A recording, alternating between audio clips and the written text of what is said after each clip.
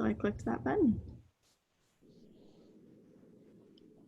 If you're just now joining us, there should be a poll on your screen with some questions. If you just answer that so we know who's here.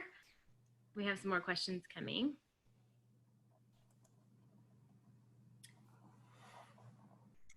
I'll end this question here in a few minutes, even if not everyone gets to answer.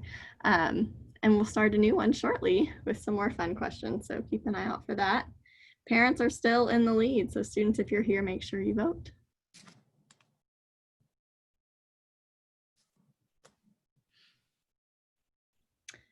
And in the chat below, I am going to post a link to our Royal Welcome website that will have information that you might need access to throughout today and as you continue to move forward towards registration this fall. It will also have the schedule of today's meeting, so if you're ever wondering what's happening next, you can always look there. I'll post that so that you all can access it.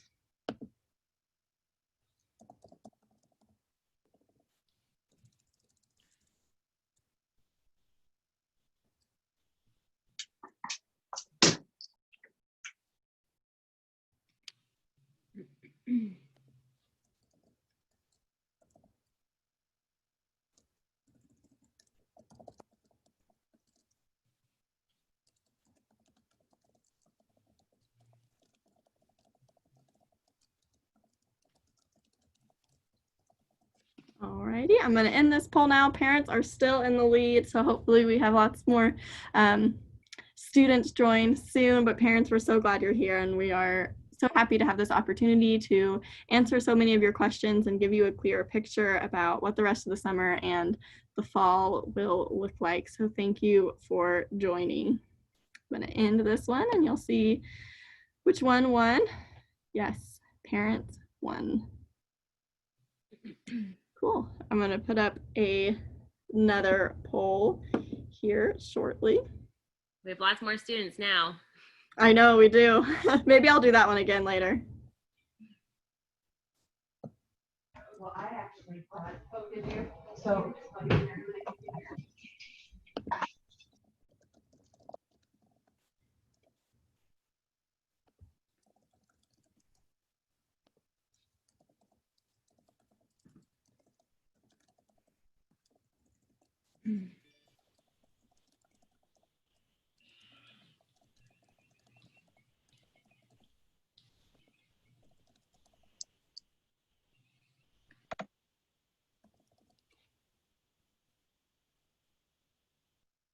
So do we want to give some shout outs to where everybody's from? I know where that's my next poll question too. So you can, but we can still vote and share where you're from, where you're joining us from. If you're at your house or if you're any fun locations, let us know that too.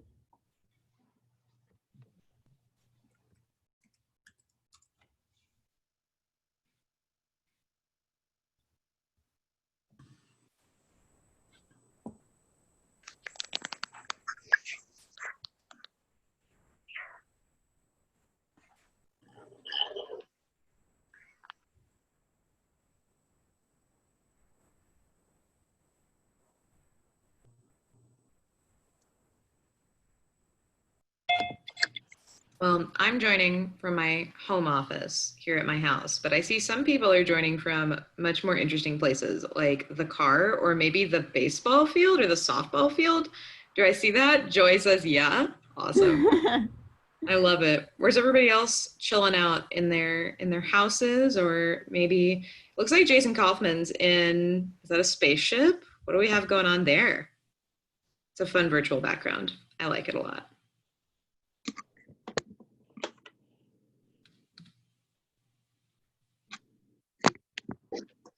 Our background is from Doctor Strange, the Sanctum from Marvel. I know. Nice, nice. I should have known that. I love Doctor Strange. It happens to be. Hi.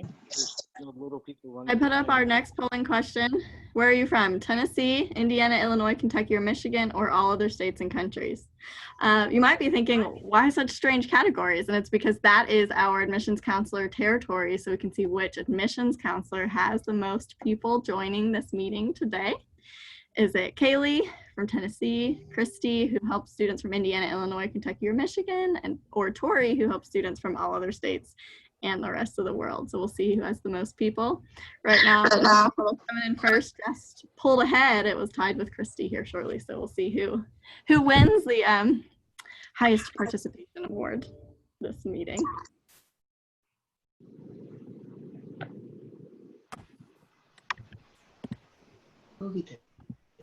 It's close though. Great to see everybody. This is good. Yeah, it is. When we're done with the polls, can we see them? Hmm? When you finish them, can we show everyone what they are? Uh-huh. Yeah, the results will show up at the end. Cool. So we can do that. Right before we start our main meeting, we'll give everyone a few more minutes to join. But right before we start with our first session, I'll put back on the question that says, are you a student, a parent, staff or faculty or other, so that we can see, now that more people are here, what the makeup of our group is.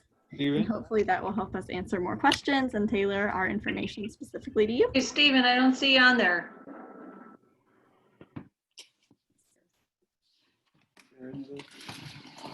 Want to see 27? Oh, Tennessee's almost hitting 30.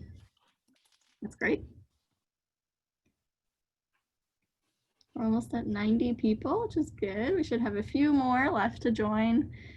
We'll give a couple more minutes just in case someone's having a few technical difficulties with joining Zoom. Of course, know as we proceed throughout these meetings that you are welcome to, we would love for you to stay the whole time, but if you have a technical issue or you need to step away for a moment, you can always rejoin at any time. So that should work out just fine. Also remember, as much as you can, try to keep your microphone muted so that in a group with this many people, it's easier to hear the person who is talking. And you can unmute if you have a question or a comment to add. I also recommend that you type questions in the chat. We will be monitoring that chat to make sure that we answer all of the questions that you have throughout the day.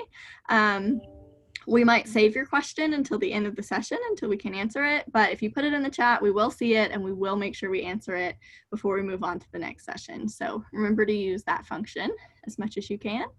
All of the main meetings and all of the parent meetings will take place at this Zoom link. And then students, we've emailed you links to your specific dean meetings so that you can meet the dean of the school that your academic program, your major is in, and you can meet some of your professors and academic advisors as well.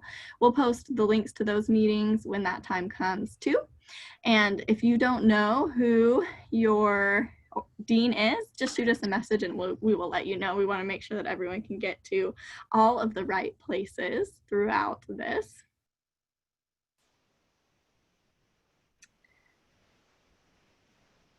We'll keep this up. Tennessee is still winning.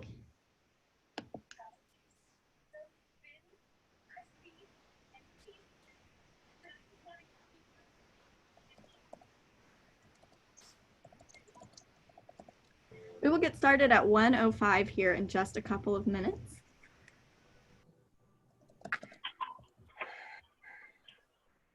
Okay, I'm going to end this poll. Tennessee is the winner. Kaylee, you have the highest participation.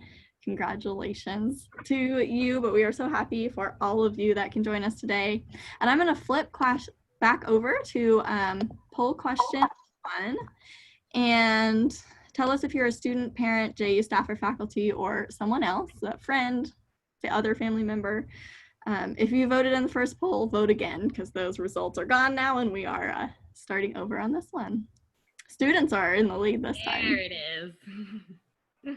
Parents were prompt. They were the ones that were here early. Students arrived right on time in numbers. I like to hear that. I've heard the president say it.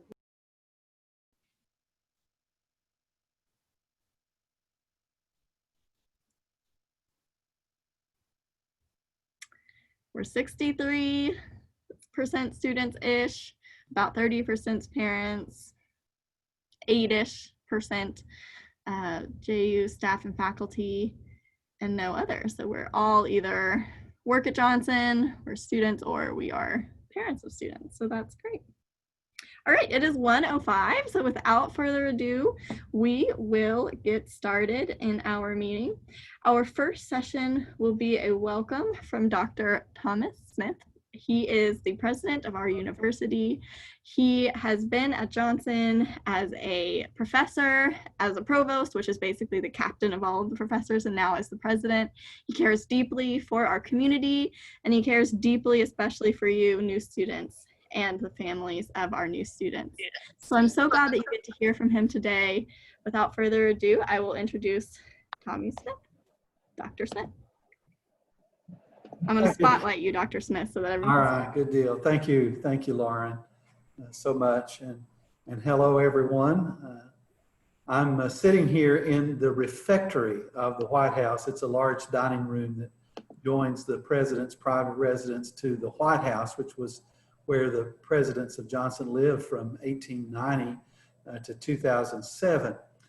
And I'm overlooking the majestic French Broad River that's flowing beautifully by. I'm looking at green trees and flowers blooming everywhere and freshly mown grass, and wishing that I could welcome you in person, face to face, to the Johnson University. I do. I'm trying to campus. find it.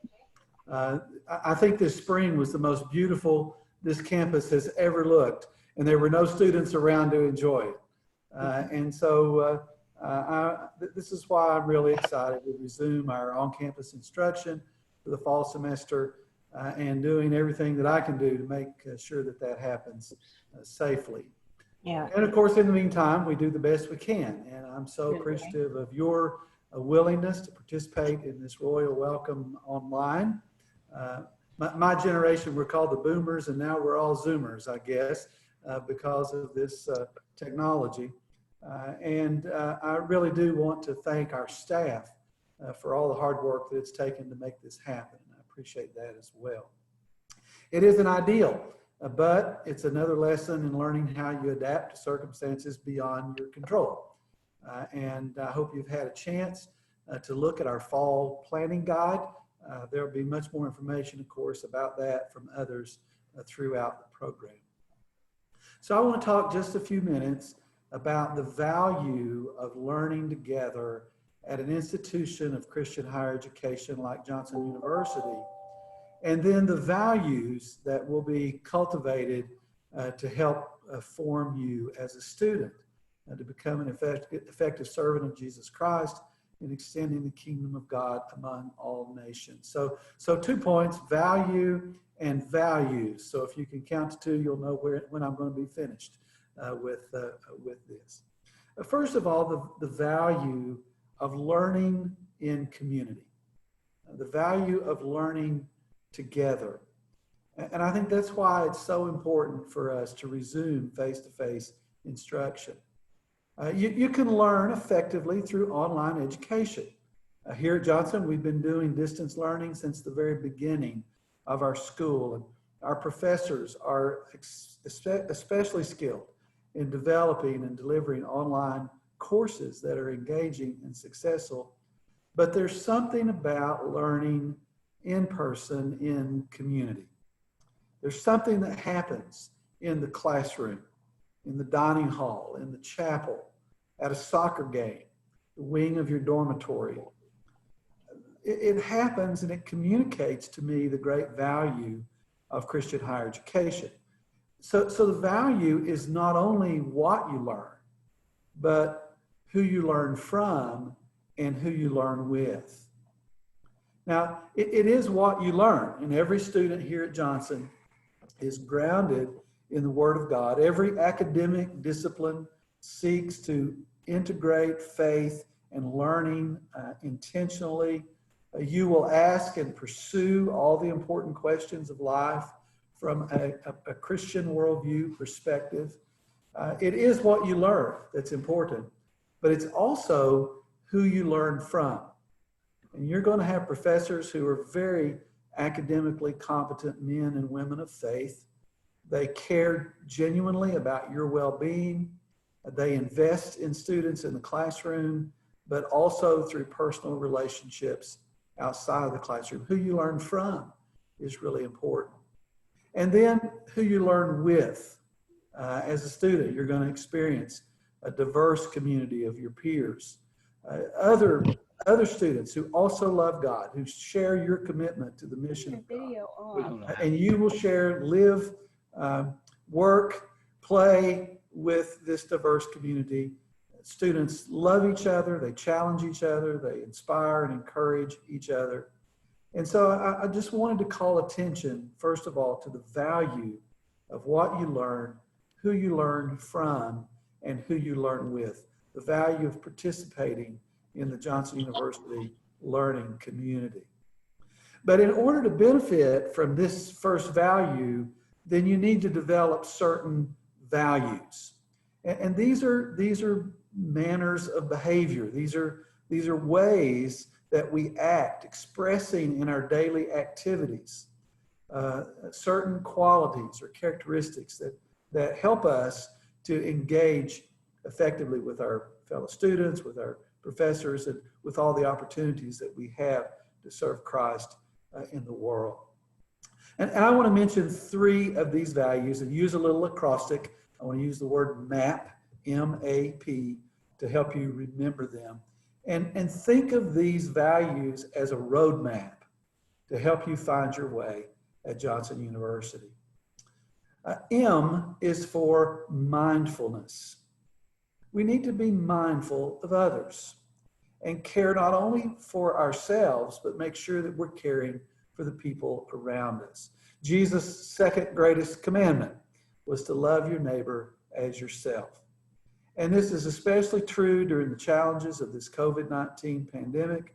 That's why we've developed the Johnson University Pandemic Promise that every community member affirms. We must learn to care for others. We need to cultivate compassion and seek opportunities to serve one another in love. So the first value, be mindful of others. The A in MAP is for adaptable. One of the great values of education is that it teaches us to be adaptable, to be flexible. We learn how to be problem solvers and how to overcome obstacles and how to find new ways of accomplishing our goals. And so again, this pandemic has forced us to be adaptable. We're subject to forces beyond our control. And what is true today might not be true tomorrow. The policy we announced this week might be ineffective next week. We make all kinds of decisions with now incomplete information. And so we learn to adjust, we learn to adapt, be flexible, be adaptable. And then the P is for persistence. When I was a professor in the classroom, I often reminded my students that I thought the greatest value of a college education was the development of persistence. Being able to develop personal discipline, learn to effectively manage your time, learn how to bring a project to completion, to finish something well. A popular current word for this in educational circles is developing grit. We want students with grit. This past year, I participated in a leadership development program for community leaders. And we were asked very early in the program to select a word that would become our personal theme for the year. I clicked on the link out of Outlook, but I'm going to pause just a second. There we go. We were asked to choose a word that would become our personal theme for the year, and my word was persistence. And in the middle of these strange, crazy times that we're facing, I've come back to this word often to help face the challenges of each day. So the roadmap of our values, mindful, adaptable, persistent. I think these are qualities that we learn that help us fully engage in the community that we call Johnson University. So, welcome to Johnson University. I'm so glad that you have chosen Johnson for your preparation to serve Christ with your unique gifts and abilities and passions. You've chosen a place with a strong sense of mission. You've also chosen a place with a strong sense of community. We call it an uncommon community, and I think you're going to find out what that means. And you've chosen a place with a deep spiritual heritage, where we all seek to be formed in faith and prayer and work. And as you grow in your knowledge and your understanding, your wisdom, you'll be a different person than you are now because of your connection with the Johnson University community.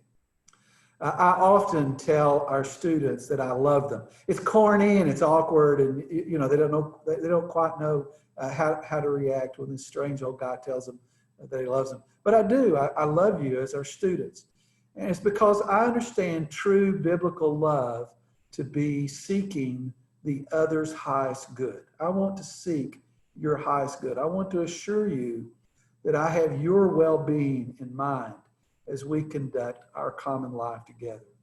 And so I look forward to meeting you in person when you come onto campus, and I pray God's richest blessing on your day today, and then on your future as you prepare to join us in August. So let's pray together as we begin. Our Father, we begin by giving you praise. You are the source of every good and perfect gift. Everything that is good comes from you. We thank you and praise you. We especially thank you for the beauty that you surround us with. It reminds us of your grace and your love for us. And we're thankful for the people that you have called into our lives who encourage us and help us and work with us. I thank you for each of these potential students who are with us today. I thank you for their families, for their churches, for their communities, for all the influences that you've brought into their life to bring them to this moment. And I pray that you would give each one clarity in their calling, in their vocation, that you would give them encouragement to overcome whatever obstacles that might be in their way, that you would help bring to fruition their hopes and dreams of what you desire for their lives. I pray that you would work through all the details of coming to college, help them that this transition will be one that will be a growth experience for them and will move them to more effective service of you. We thank you for Johnson University. We thank you for its mission, that you have framed us by your great commission to extend your kingdom, to communicate the gospel of our Lord Jesus to the world. And I pray that you would equip us all to fulfill your mission in our lives. And I pray especially for this day, this royal welcome, that the information that's shared, the questions that are asked and answered, the areas that are explored will be so helpful to each of these students that they will be able to fully benefit from the value of studying here at Johnson University and equipping themselves for your service. Above all, we thank you for our Lord Jesus Christ, in whom we have our salvation, and who we look forward to his return. We give you praise. In Jesus' name, amen. Thank you all again. Lauren, thanks for letting me tag along and have a little part in this. And welcome all of you to Johnson University. Yes, thank you so much for that welcome, Dr. Smith. We truly are so glad to have you all as a part of our campus community, and we can't wait to welcome you in person in just over a month, which is very exciting. At this time, before we move on to our next meeting, I saw a lot of questions happening in the chat about login, how to log into this meeting. If you are here watching, then you have successfully got into our meeting, which is great. But in case you get disconnected or you have a friend or family member who is struggling, I do want to say that in order to get into Johnson University Zoom meetings, you have to be logged into Zoom, either as under your own personal account or with your Johnson University account if you're a student. We posted in the chat a link to how to log in to Zoom with your Johnson University email that students and parents can read. And if you are a parent, you can get into this meeting if you are logged into a personal Zoom account with the meeting ID and the password, which is also in the chat. So hopefully that helps you out as we continue to move forward. Just send us your questions and we'll be happy to help you through the rest of the meeting. Alrighty, our next meeting is at 1:30. Dr. Weatherly, are you ready to go ahead and get started? Are you in here? I can't see if he's in here very good. Looking. Let me find Dr. Weatherly. So our next meeting will discuss what college will look like in a COVID-19 world. Obviously, the pandemic has been at the front of all of our minds and at the front of our experiences through the whole summer, and it will be into the fall. And so we want to go ahead and start answering those questions right at the beginning so that we can get those questions out of the way and then dive deeper into our student life activities and other information you need to know about the fall. But we will start with Dr. Weatherly. I see him talking. I don't know. Oh, I can't. Can you spotlight him for me? I can't see him. There's so many people in this chat, I can't find his video. Dr. Weatherly is... Can you hear me now? Yes, there you are. Okay. I'm having weird microphone issues. I think I've tried too many different microphones today. Okay. Well, I made you a spotlight so everyone can see you now. Dr. That's good. And Lauren, this is going to be the real challenge. Can you change the settings so I can share screen? Yeah, I can. Okay, thanks. So while that's going on, I'll just say, welcome to the new normal where we say things to each other like, hey, can you change the settings so we can share screens? I think you should be able to now. Okay, super. Anyway, little word of introduction here while I move to screen share. My name is John Weatherly. I am, as Lauren said earlier, I'm the provost at Johnson, and it's a pretty apt comparison to say that's kind of like being the captain of the faculty. And as you know, captains go down with their ships. And so that's what I have to do. I started full-time teaching in Christian higher education in 1990, which means some of you students, I probably had your parents in college. That seems to happen a fair amount these days. But it's just, I just look forward to every new year for the opportunity to meet students, to watch them grow and mature and become who they are. And I know how you are anticipating this year with excitement, but with a lot of trepidation, not least because we're doing this in a pandemic. We have been working really since the last quarter of the spring semester to figure out how we're going to be operating this fall. And what we're doing is a lot like what a lot of the other institutions are doing as well. It is in many respects new to everyone, but in most respects, it's just a ramping up of things that most of us are probably already accustomed to, though there's lots of adjustment for everybody. So if this seems really kind of strange and foreign to you and so forth, don't think you're the only one. Probably a lot of people are feeling that way. So what is it going to mean to be a university student at Johnson University during the pandemic? Well, we're trying to balance three things. We're trying to balance safety. We want you well and alive, and you want us alive. The program just goes better when people are alive and when they're well. So that's kind of a silly way to put it, but we are not going to lose sight of safety. But obviously, we also care about instruction. None of us can afford to just take the year off or take 2 years off or however long it is to get to the other side of this. We have to move along with our lives in pursuit of our goals as best we can. Now, something that's a part of every university, but that we especially treasure at Johnson is community. Our students love to be together. They love to be with our faculty and staff. We often speak of what we do here as uncommon community. Certainly when we had to end face-to-face instruction because of the pandemic in the spring, I vividly remember walking across campus that last evening before everybody had to go home. And just the sense of sadness that there was everywhere, and the longing that everyone had to come back.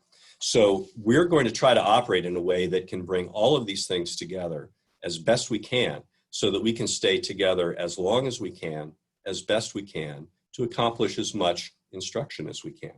Now, what does this require? Safety is going to require some things of you. It's going to require social distancing, and we're getting used to this idea. It's going to be harder and less frequent to gather together in large groups. We're going to have to be more careful about how we move about on campus and how we interact with one another. And we're getting used to that, of course, all the time. It's going to mean masks. Nobody likes them, but everybody needs to wear them. And if you've looked over our plan, you see how we're requiring that you use masks when you're moving about outside your living space on campus, especially indoors. Masks are going to be the norm in the classroom as well. There will be exceptions, but as a means of mitigating the possible spread of the coronavirus to one another, we're insisting on masks. It's going to mean hygiene. It's going to mean that we're giving extra attention to cleaning our learning spaces, and we expect one another to be careful about washing hands, to keep our living spaces clean, and so forth. And this is the difficult part. It's going to mean self-isolation if someone is ill or exposed to COVID-19. We don't yet have enough tests available so that we can test everyone all the time to find out who might be COVID positive. So a lot of what we do, it has to be based on the first sign of symptoms. And so you'll be instructed when you arrive on campus that if you have any of the symptoms associated with COVID-19 or flu-like symptoms, you need to self-isolate. For some of us, this is difficult because we're used to the idea that you need to be in class and if you're not bleeding, you ought to be in school. We're simply going to have to be more careful than that, and that's important to everyone. Now, what does instruction require? It's going to require preparation, and it always has. Maybe the most obvious difference between high school and college for most students is that the expectation of your preparation for class outside of class is really ramped up in college. Now, it doesn't happen all at once. Your first year courses are modulating that, and your instructors are helping you make that adjustment. But it's a big difference, and students talk about that. Well, that's going to continue, and in some respects, those expectations are even going to be heightened a little bit more. We need content delivery. You come to college because there are people who know things there that you don't, and you want to learn from them. And so content delivery is important. Without knowing the facts, you can't deal with the subject matter. You can't really attain the goals that you have for your education. But it's not just a matter of knowing facts. It's a matter of critical thinking, of being able to process facts, being able to understand and interpret what's around us so that we can solve problems, so that we can communicate effectively. To do these kinds of things, we need interaction. Some people are very good learners if all they have is a library and with plenty of access to it. But most of us learn better when we're interacting in real time with one another. So we want to preserve that. And of course, instruction requires reflection. It always requires thought, consideration, putting together what it is that we're learning and seeing what its implications are. Now, what does community require? And this is maybe what's most important, and it flows in the other directions. It requires communication. We have to be able to talk to one another and to be able to listen to each other. It requires love. Again, Dr. Smith said, it sounds corny, but he says to students, I love you all the time. I'm a little more sarcastic. I'd probably say I tolerate you. But what I really mean by that is that as a Christian, I'm called to love you. And the cost of that love is the cost of my very self, my very life. And that kind of value has to undergird what we do in community. This also means respect. We're going to have different ways that we are responding to what's going on. Some things are really going to irritate some of us. Some things are really going to frighten some of us. In a respectful community, we understand that our reactions will be different, and we don't criticize one another for them. We don't say that someone is reckless because of what they do, and we don't say that someone is as a chicken or has been terrorized because of what they do. We're respectful of those kinds of differences. And this means empathy, that we go out of our way to think about what it means to be the other person. What's it like to be this other student? What's it like to be a professor? What's it like to be someone whose job it is to vacuum the floors or to clean up in the dining hall? This means consideration for one another, to go out of our way to really help one another and to affirm one another. And all of that is a matter of sacrifice. The sacrifices that you make in a Christian college are not just the financial sacrifices, that college is expensive, or the sacrifices of time, that your time is in many respects no longer your own. It's the sacrifice of giving yourself for the sake of other people, because it's only when all of us do that together that we can learn effectively. And here, I just want to draw your attention to a biblical text that I think summarizes what we're doing. I broke in at this point at Philippians 2:4 because I wanted to highlight what is said here in italics. In humility, value others above yourselves, not looking to your own interests, but each of you to the interests of others. In your relationships with one another, have the same mindset as Christ Jesus.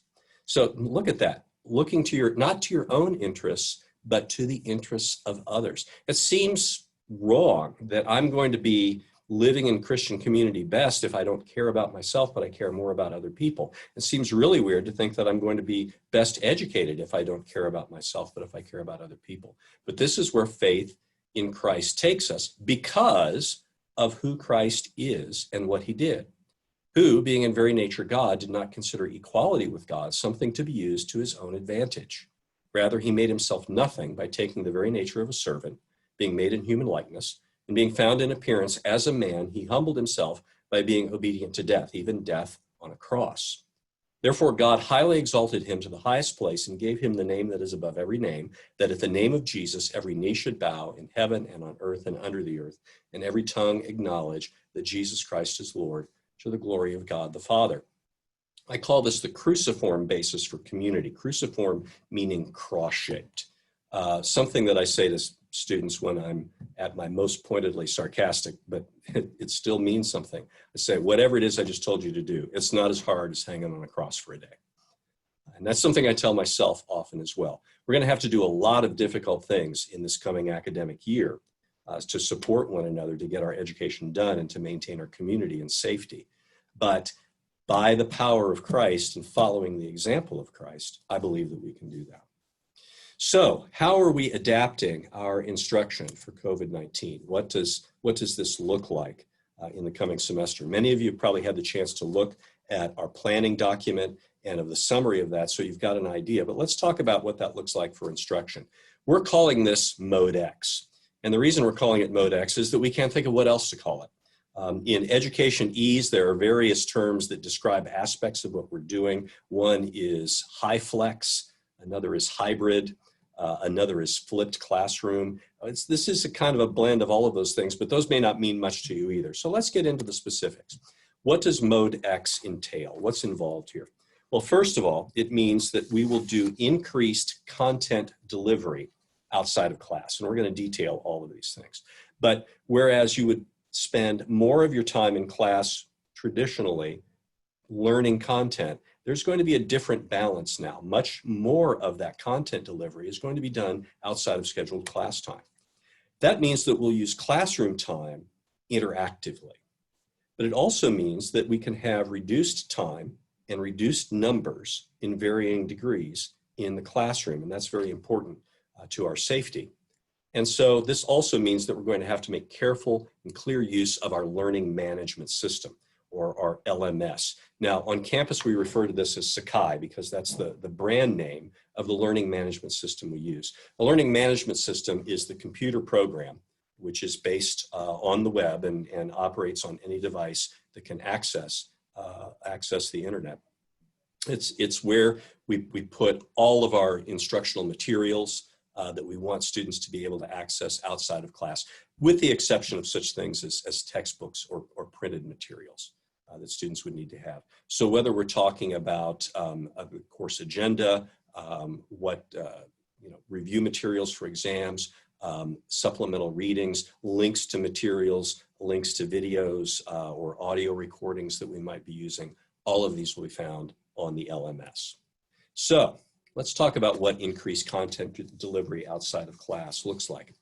In a traditional college class, well, you can guess what this is like because it's not completely different from high school. You have reading and writing assignments that are done outside of class. And for a typical college class, these may involve work up to 5 or 6 hours a week. And then class time is mostly devoted to lecture, or often is devoted to lecture for content delivery, often with some discussion or active learning. And a typical college class meets for 2.5 hours a week. On the Johnson schedule, most of our classes meet 2 days a week for 1 hour and 15 minutes. So in a Mode X class, there's a different balance. Reading and writing assignments are still done outside of class and in the same proportion as they would be otherwise, but we're also doing more content delivery outside of class. That content delivery can include instructional videos. Some of them, many of them, are videos that your professors are making this summer. When we're done with this, I'm going to spend my afternoon working on another instructional video for a class that I'm doing this fall. But there's others that are produced by other people that we might be accessing, and many that we'll be sharing as different ones of us are teaching different sections of the same course. There may be supplemental reading, there may be guided activities, we may be directing you to news articles or YouTube videos or that kind of thing. Now, this is going to mean additional time out of class. We expect that students this fall semester will find that they're spending more time on class work outside of class than they have in previous years. And you're thinking, oh no, am I going to be able to fit that in? Well, the answer is yes, because of what happens in classroom time. Classroom time is going to be devoted differently. It may include such things as discussion or problem solving, analysis, where you may be given case studies or examples to discuss, application of what you've learned, skills practice. There may be other examples of the kind of thing that you've been reading about and studying that you'll be given to practice individually or in groups in class. So in all of these respects, the classroom is going to become more engaged, more interactive. And that means there's still going to be some lecturing, but the emphasis is going to be on the interaction. So how's this going to feel? Rather than going to class to get the class content, you will be introduced to the content before you come to class. And in class, you can use your time together to review and reinforce and understand and apply and explore. Now, this also means that we can have reduced time and numbers in the classroom. This is part of the payoff for the extra time spent outside of class. The application of Mode X is going to vary from course to course, depending on the kind of course that it is. Some courses are very skill-based already, courses like English composition or music classes that are very much about acquiring a skill. And those classes will probably change less than some others because the work that we've done in class in those has generally always been interactive. Other classes are always traditionally discussion-based, and those classes will change less. But especially classes that have used lecture as one of the primary modes of instruction, those are going to change considerably. And so that's going to allow some things to happen. In most cases, classroom time will be shortened. Many class sessions will not meet for the entire class period, or you will not meet every scheduled day. You'll find out at the beginning of the semester in each of your classes what your individual professor's plans are for that class to balance the out of class and in-class learning, the content delivery, and the interaction. So it may mean that you'll be told this is a Tuesday, Thursday class, but for the first 3 weeks, we're only going to meet on Tuesday and we won't meet on Thursday. Or perhaps we'll meet Tuesday and Thursday, but we'll only expect to meet for about 35 to 45 minutes instead of 1 hour and 15 minutes. Or it may be that in larger classes that the professor will divide you into two groups and you'll meet on alternate days, one on Tuesday, one on Thursday. Or if you're in a class that meets Monday only, and we have some of those, some of you may meet in the first half and others of you may meet in the second half. Now this also means that the effect of being absent from class will be mitigated.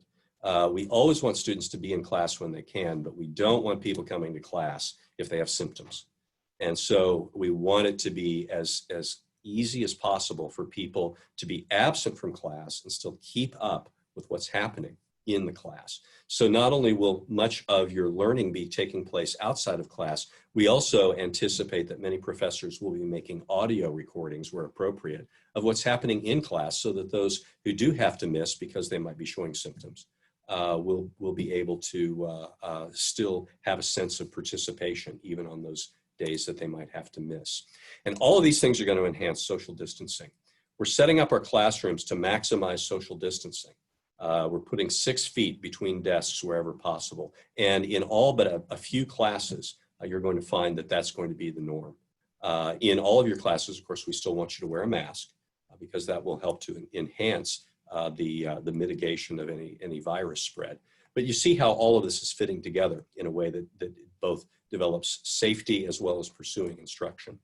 And all of these things will make the transition to remote learning earlier.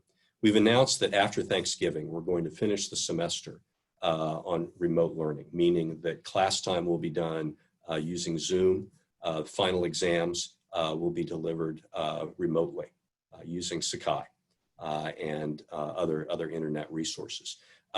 If things become very serious in terms of the pandemic, and we're taking the best advice that we can get that says we should reduce our campus population, then we may announce that other face-to-face instruction is going to move to remote instruction earlier than that. We don't want to do that, but we want to preserve safety.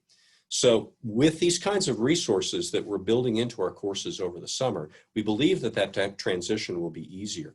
We discovered in the spring semester that we all just got screen fatigue, that spending so much time talking to one another on screens, like we're doing right now, can be very tiresome. So this will reduce the screen fatigue. There'll still be lots of internet-based instruction, but it won't mean I've got to be on the screen every moment at particular scheduled times with 50 or 60 faces on the screen and trying to interact in that way. It'll still happen, but it'll be reduced. Now, this puts a lot of emphasis on our learning management system, on Sakai. And we think Sakai is a good learning management program, but it takes some getting used to, like any computer program does. And in the past, professors have had some discretion about how they organized their Sakai pages for different courses. To make it easier for our students to navigate Sakai, to know where to click, we've created a standard template that will guide everybody on a week-by-week basis through their courses. This is just a picture that I took a few minutes ago of what that looks like. So regardless of your course this fall, you're going to have a Sakai website, and you'll be shown how to log into that. And there'll be a button for each week of the class. And on that button, if you were to click on that, you would go to a page that would have all of the resources there that you would need for that week's instruction. What reading assignments are due, what writing assignments or other work are due that week, what kind of things do I need to be watching or listening to? What are our goals for the week? What is it that we're trying to learn? Do I have a quiz? Do I have a test? All of that information is going to be contained here. And we hope that'll make it easier to follow and to navigate through this experience. So at this point, you're probably ready to quit and get an honest job, but don't do that, not yet. Can you do this? Yeah, experience says yes. Ordinary mortals can do this. This isn't the way we would choose to do college, but it is the way that we can do college. And it certainly lies within your grasp. This does not require superpowers. These techniques that we're using have already been widely used in many classrooms. In many cases, these are just enhancements of things that we've done for years, adding to the kinds of things that we've done for years. And the truth is that these techniques often yield better overall results for learning. You think, well, why didn't you do this before if that was the case? Well, Johnson professors are pretty amazing, but they're still human, and they kind of like doing things the way they've done them. This has forced us, to be honest, to take on some new techniques, to learn some new tricks, and we have good reason to think that they'll be successful. You are going to be trained on Sakai if you're worried about that. You're thinking, I don't know what Sakai is. I've never heard of it before. I get it. I was once in that situation myself. It can be done. It can be learned. You have caring professors who are going to be available to help you. Your professors really are invested in your academic success. And you have caring fellow students who are able to help as well. The student network on our campus is very, very powerful for helping people navigate the rough patches and understand how to operate, how to manage. Your peers will be ready to help you.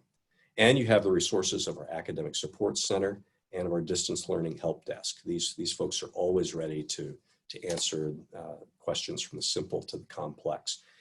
So in sum about that, you're part of a supportive community, and we are in this adventure together, and we want to approach it that way. If you're feeling a little inadequate, don't worry, we've got you. So what's it going to take? What do you want to gear yourself up for? First thing that I would say is that this is a season not just for rule following, but for informed, considerate behavior that prioritizes others over ourselves. There's a natural tendency that we all have to say, just tell me what to do and I'll do it. Tell me what rules to follow and we'll do it. And I think we see that at the public at large as people are saying, well, just be clear. Tell me, am I supposed to do this? Am I supposed to do this? First you told me this, then you told me that. We need to kind of move beyond the idea of just following the rules and employ those virtues of love and empathy and consideration towards one another. It says I'm going to prioritize other people. And so I'll go beyond maybe what is strictly required. I'll understand that that's guidance. And I need to move beyond that into genuine consideration. So that also means I'm interested in not just fulfilling minimal requirements, but in disciplined engagement in learning. It's important as you go into college in any semester, but especially in this semester, you think about this not as just checking off the boxes of requirements, but really engaging yourself in learning the kinds of things you have the opportunity to learn as an undergraduate student at Johnson University. And taking on that mindset will really help you navigate some of these difficulties. I would also say be very concerned less for appearance management than for looking for somebody who's got it together, like somebody who's got it together and someone who is doing the right thing, but pursue honesty. That means if you feel sick, don't go to class. Don't pretend you're well. And tell somebody you're sick. Tell the right people. Do you feel lost? Ask somebody for help. Get some directions. Do you feel inadequate? Join the club. Everybody feels inadequate. Imposter syndrome affects 100% of our campus community. So talk to your classmates and let's just admit it. We're kind of weak people. We don't really know what we're doing.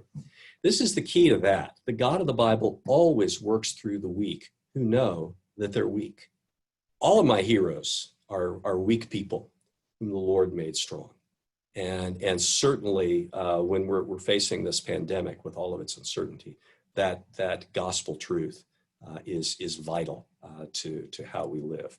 Christ is greater than our weaknesses. Christ took our weaknesses on himself.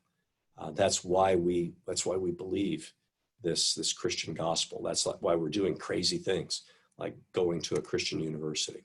So a couple of quotations that I think are very meaningful. This may be familiar to you. I wish it need not have happened in my time, said Frodo. So do I, said Gandalf. And so do all who live to see such times. But that is not for them to decide. All we have to decide is what to do with the time that is given us. This is a really lousy time to go to college, but we didn't get to pick. And that reminds me of what we read in 2 Corinthians 12:9. He, that is the Lord, said to me, that is Paul, my grace is sufficient for you, for my power is made perfect in weakness.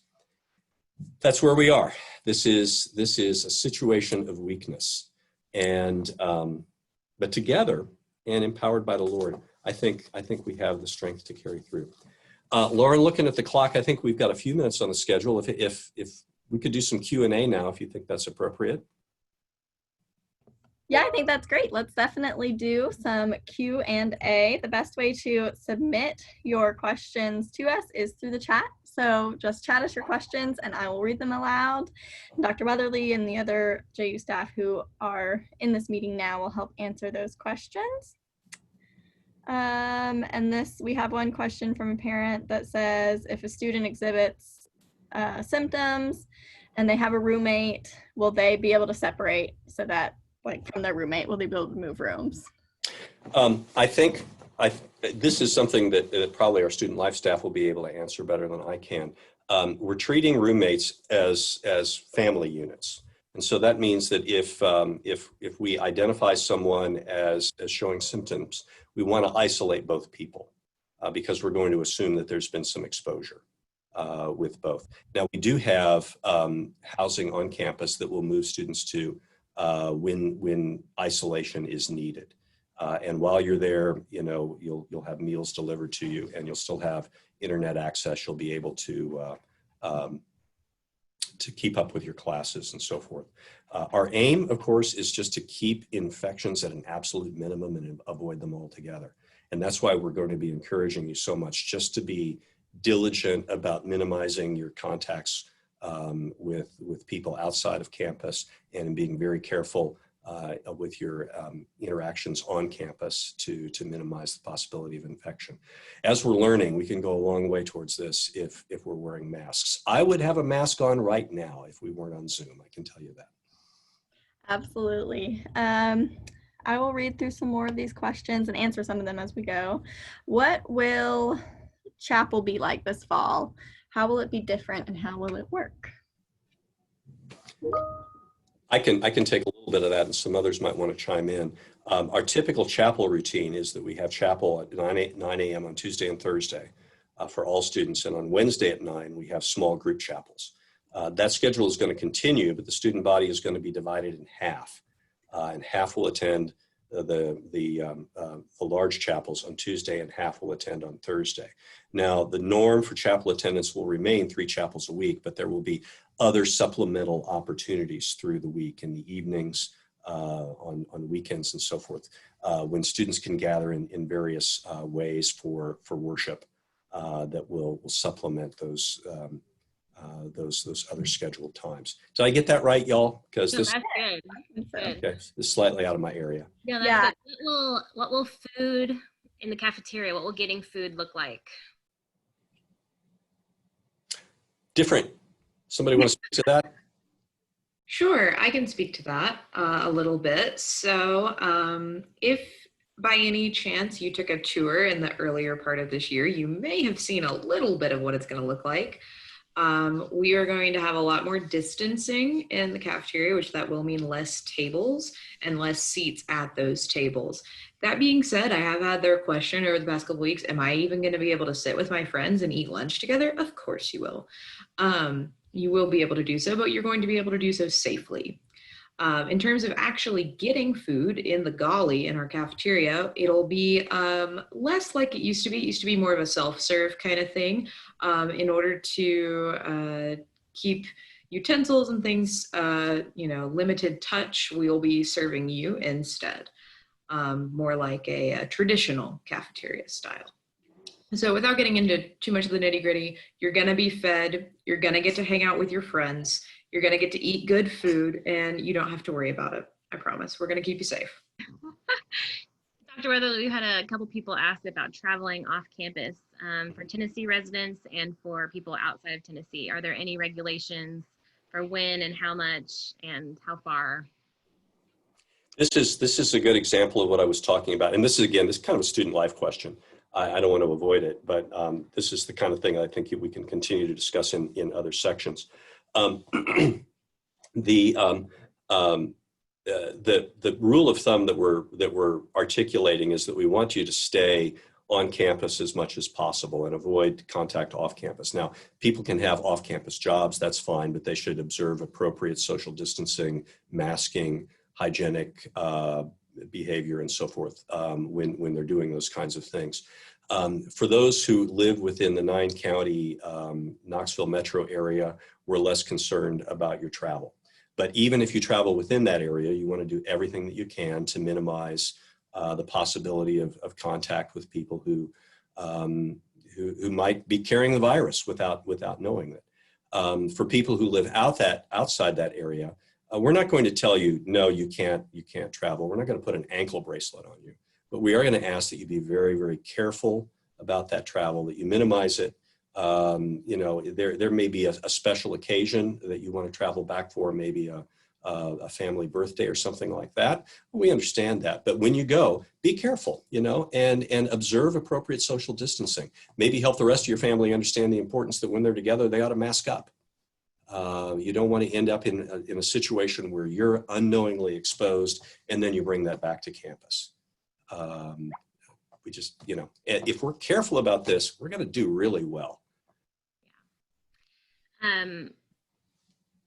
Are we requiring COVID testing before school starts? No, we're not. It's simply not practical. We probably, even if we required it, we probably couldn't get it because there just aren't enough labs and enough materials right now to do testing at that level. And the difficulty is if we tested you on Tuesday and you came to campus on Friday, you might have been exposed on Thursday. And so a negative test is only good for a little while. Now, if you're a student athlete, you're going to be tested on a more regular basis because that'll be a requirement of athletic competition. And of course, given the nature of athletic competition, that's important because we really have to be diligent because of how quickly that the virus could spread given the way that athletics work. But no, you do not have to be tested. You will be asked on a regular basis to answer health questions about, do you have a fever? Do you have a cough? Have you lost your sense of taste or smell? That kind of thing. Okay, thank you. I know some people were asking about masks. We will be providing masks all around campus, and you'll get some as you come on campus. So if you have some, go ahead and bring those. But we will also be giving you a Ninja Turtle mask, maybe. No, I have as far as I know, I have the only Ninja Turtle mask on campus. That's okay. We'll let you. Just want to let y'all know. There will be more time throughout the day to ask a lot of these questions, and if you think of some later on today and you don't get to ask it, please email us. We'll be happy to call you, email you. But Tori, will you let everybody know about the links you just posted? Absolutely. So as we're coming to a close here, we've got about 4 minutes. So I want to make sure everybody has time to get where they need to go in the most metaphorical sense. There is a list of links that I just put in the chat for your school to come meet with your dean. Now, if you are not sure which school you need to go to, that is fine. Feel free to ask us. But here in the next few minutes, we're all going to kind of disperse and go to each of these places. Parents, you all stay right where you're at. You guys are going to chill right here, and we're going to send students out to meet their deans and their fellow classmates. So if you know your Zoom meeting, go ahead and click on it in the chat. If not, start raising hands and I will let you know where you're supposed to go. And in the meantime, take a bathroom break, do all those things, anything you need to do. Yes, we only have about 3 minutes until our next meetings are scheduled to start. So just enough time for a quick break as we transition into our separated student and parent sessions. I just had an idea right now that we'll do. After the end of this meeting, I will go through and find all of the questions about COVID and really about, you know, anything related to student life. And I will make sure that they are answered for you on the Royal Welcome website. We have a huge section of questions and answers there already, but we can add a COVID Q&A section too that will address these questions just in case we aren't able to get through it in this meeting, or if we aren't able to, or if you forget what we said, then you can find it on the website. And so we will do that after this meeting is over to make sure that you have access to all of that information, because I see there's a lot of questions. But yes, I'm going to introduce Lisa Tarwater. She is the Chief Admissions Officer and is going to be the host of our parent session that are, oops, sorry. Had a little issue there. Anyway, Lisa is going to be the host of our parent session that will take place in this meeting starting in just a few minutes. So Lisa, are you here and ready to? I am here. Introductions, fantastic. Yeah. Thank you, Lauren. Thank you, everybody. And as Tori mentioned, if you are a parent, stay with us because we will be with you just shortly. Mr. Legg, our Vice President for Student Life and the Dean of Students, will be joining us. And he will be sharing a lot of your questions that you are posting in the chats about student life and what the dorms life will be looking like, and just general questions that are probably more indicative of what you're thinking about how your students' life's going to look while they're here with us on campus starting this fall. So we're excited to get started with that. And I think David Legg is with us. We'll give people just a few minutes to get to where they're going to go. And as Tori also mentioned, if you're a student, make sure you're checking the chat to get your link to the school or the dean that you are interested in.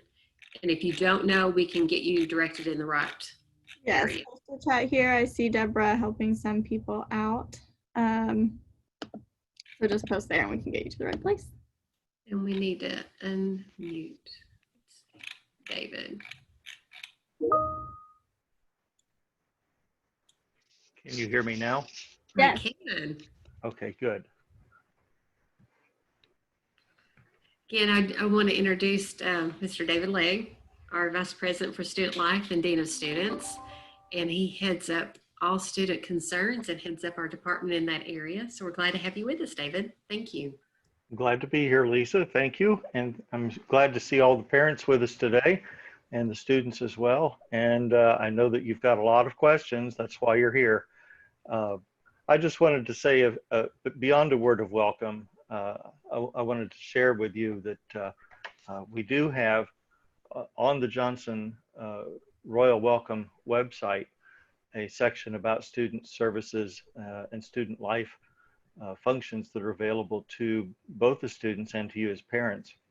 So I just want to call attention to that. There's a list about, I don't know, 2/3 of the way down that page that begins with student accounts. And Rocky Christensen, I guess it begins with welcome and financial aid overview.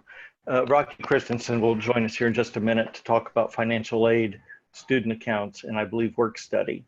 But I also want to point out that we have several other student services that are available, and these will be available even in a more normal year than we have, than we're looking for right now. And several of them are going to be very important to us this year in particular. So we're going into, for all of us, kind of a new experience. Pioneer Dining Services is working. There was a question about food and meal delivery to students that are in quarantine.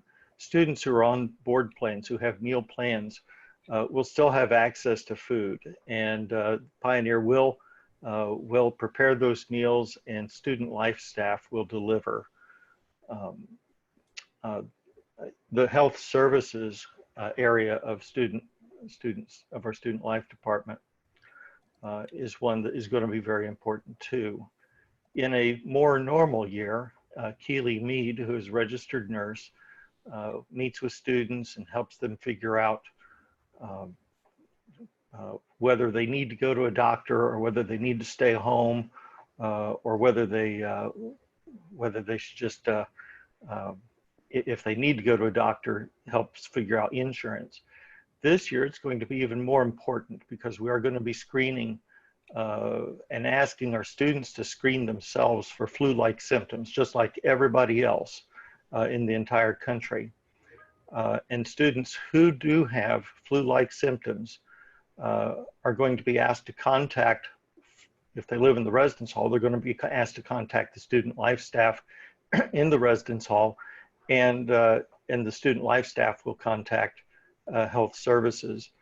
Our health services office, in order to maintain social distancing, will utilize telemedicine. They'll be, our nurse will be meeting with students the same way that we're meeting right now through Zoom to help assess a student and determine what the best course of action is. There was a question earlier about isolation housing, and I thought that Dr. Weatherly answered it very well. I will say, though, that we do have, I think we will have by August, mid-August, enough isolation housing to handle 5% of what I expect our residence hall population will be. The state told us that we should plan for 2%, but we are overshooting for that. So we're preparing for that. If a student reports flu-like symptoms, they'll be moved immediately to isolation housing. As long as we're on health services, I want to say to you parents as well that we have worked very hard to develop a system which will help us easily and early identify students and faculty and staff who are exhibiting flu-like symptoms. We are able to identify them, we're able to isolate them, we're able to do contact tracing, we're able to refer for testing, we're able to do all of those things. I think we have a very robust system for doing all of those activities to support the operation of the university. But it's going to depend on the first point, which is the early identification of a student or faculty or staff member who is exhibiting flu-like symptoms. And so you as parents will do your child and you'll do the university a huge favor if you'll just impress upon them the need to be self-monitoring and the need to be honest with themselves. You have no doubt raised your kids from kindergarten, maybe even from preschool, to get themselves up in the morning and to go to school and do their work. But we need them now to be honest with themselves and with us about how they're feeling, because the first case that we fail to identify will be because a student goes to class when they really shouldn't, and that will be really problematic for us. So this whole thing, we have a good, robust system, but it all depends on the students being honest with themselves and honest with us about how they feel. So we would appreciate it if you would impress upon them the need to stay home and talk to the resident assistant or the resident director if they are sick. There was a question earlier about security as well. There is a security section on the Royal Welcome page that details what we have available in terms of security staff on campus, our contracted security services, our emergency response. We have a very good working relationship with both Knox County Sheriff Department and with the ambulance services and emergency medical services. We have a fire department, a fire station located on campus property just outside the gate on Kimberlin Heights Road. So we have access to services. The question specifically earlier, I think, was, would we have extra security because of all the unrest across the country?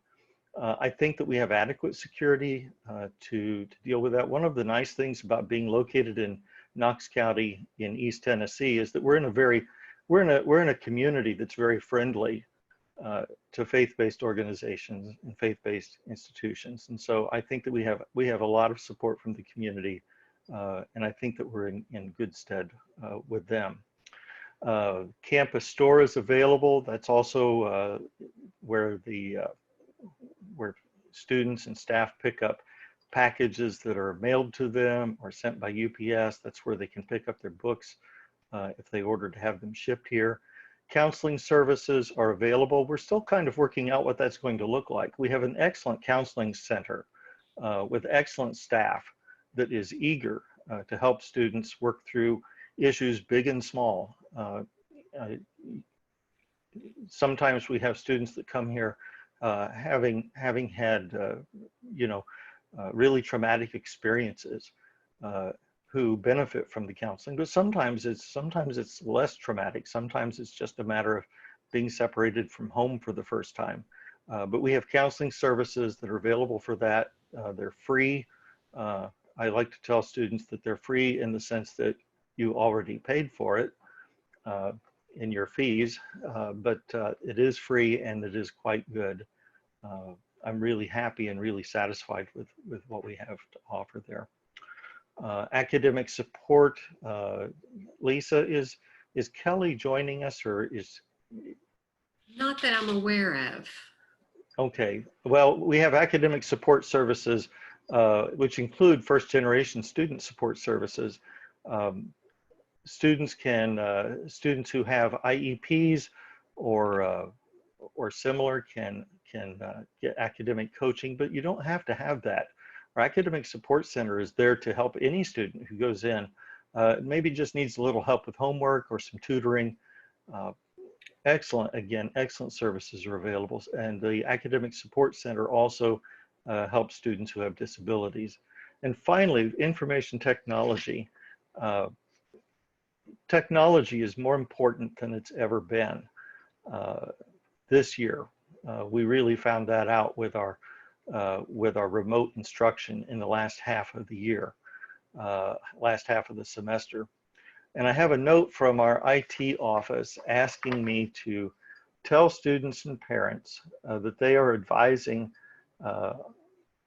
they have some advice about specific equipment that might be helpful for students this year.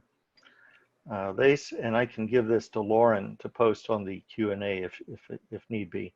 Students should have a laptop or a desktop computer running the latest version of Windows 10 or Mac OS. The use of Chromebooks and tablets, such as iPads, are not recommended as a primary device for schoolwork. This computer should also be equipped with a webcam, microphone, and a set of audio speakers for clear viewing or creating of audiovisual content. That kind of device with all the bells and whistles, microphone, camera, speakers, internet connectivity, not a Chromebook, not a tablet, and then kept up to date with antivirus software will really help a student get through this semester.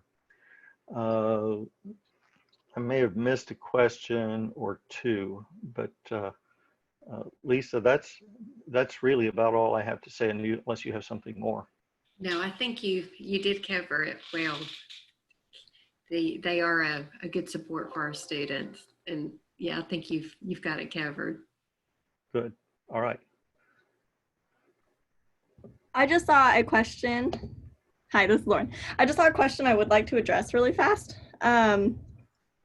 A parent just asked, what about Microsoft Office? Do students need to have that? And the answer is yes, but all students have access to download that for free through their Johnson University email. We have sent students a link to do that. That is on the Royal Welcome website as well, instructions to how to download the entire Microsoft Office suite through your student's Johnson University email. So check that, and yes, I would recommend downloading it for sure.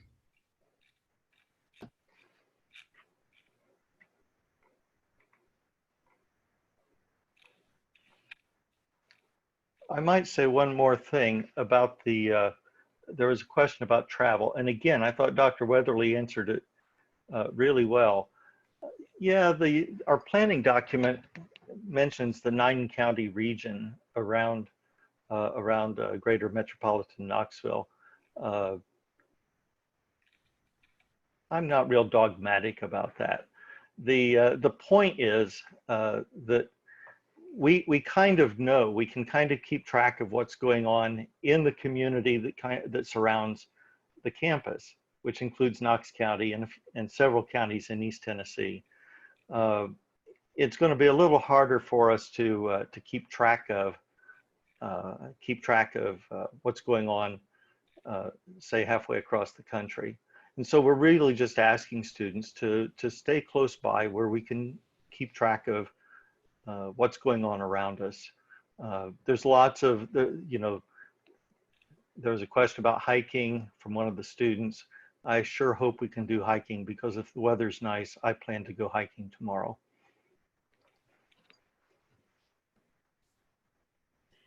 That is one of the nice things about living in our area. There are so many outdoor opportunities that some of the other campuses may not be able to provide, but we are blessed with a beautiful area to live in. And a lot of our students do take advantage of the mountains and getting out and hiking. Even in our South Knoxville area, there's some great hiking opportunities. We always think of this area, I think, with the Great Smoky Mountains, but there's some areas in South Knoxville as well that we are all safely doing, which is a nice opportunity to get out and get away from it all. And I think we all try to take advantage of those opportunities also. Mm-hmm. Checking to see if we've got any new questions that have come up. I think a lot of people are still making sure that their students are in the right rooms where they need to be with the different schools. If anyone's having problems with their students, still trying to get into a room, let us know and we'll get you in there. Otherwise, let's see if there's any additional questions regarding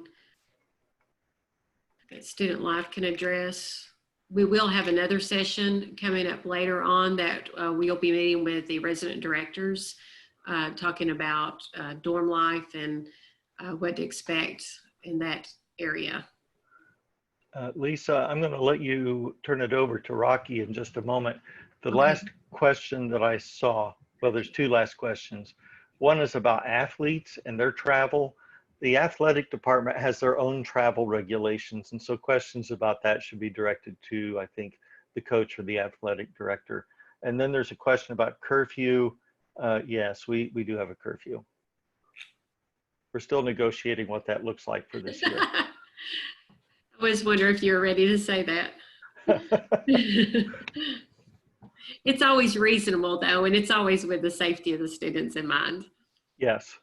But the students do like to negotiate that privilege. Yeah. All right. Well, I'll let you talk to Rocky, but I'm going to stay on the line just in the background, if at least to the end of this session. Thank you. Thank you. Dr. Lake. Ladies and gentlemen, welcome to the financial aid portion of the Royal Welcome Weekend. I'm sure this is what everyone's been waiting for. Yes, we are excited to have Rocky Christensen join us. He is our Director of Financial Aid, and if you have not had a chance to be with Rocky in one of our preview days last year, or had the opportunity to speak with him on Zoom perhaps, or by the phone this year, now is your opportunity. So we'll turn it over to Rocky. Yeah, I am so excited to talk with everyone. One thing that I'm sure you will leave this conversation with us, and that is that Johnson is doing everything to make sure that we are creating a very safe environment for your students to be at. And as we go through that, don't miss the excitement, because it is going to be fantastic to have students back here. There is an uncommon community, as others have mentioned, that we get to welcome them into. And there are so many things that you can do safely while following standards. And Lisa highlighted those. My family's taking full advantage of it. We're on the water in a canoe once a week. We're hiking the trails around campus because we're so blessed to be in the area.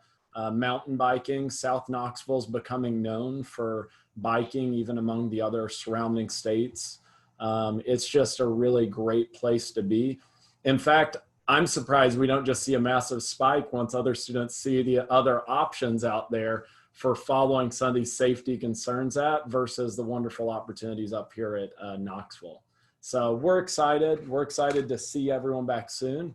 And I'm looking forward to going through financial aid facts.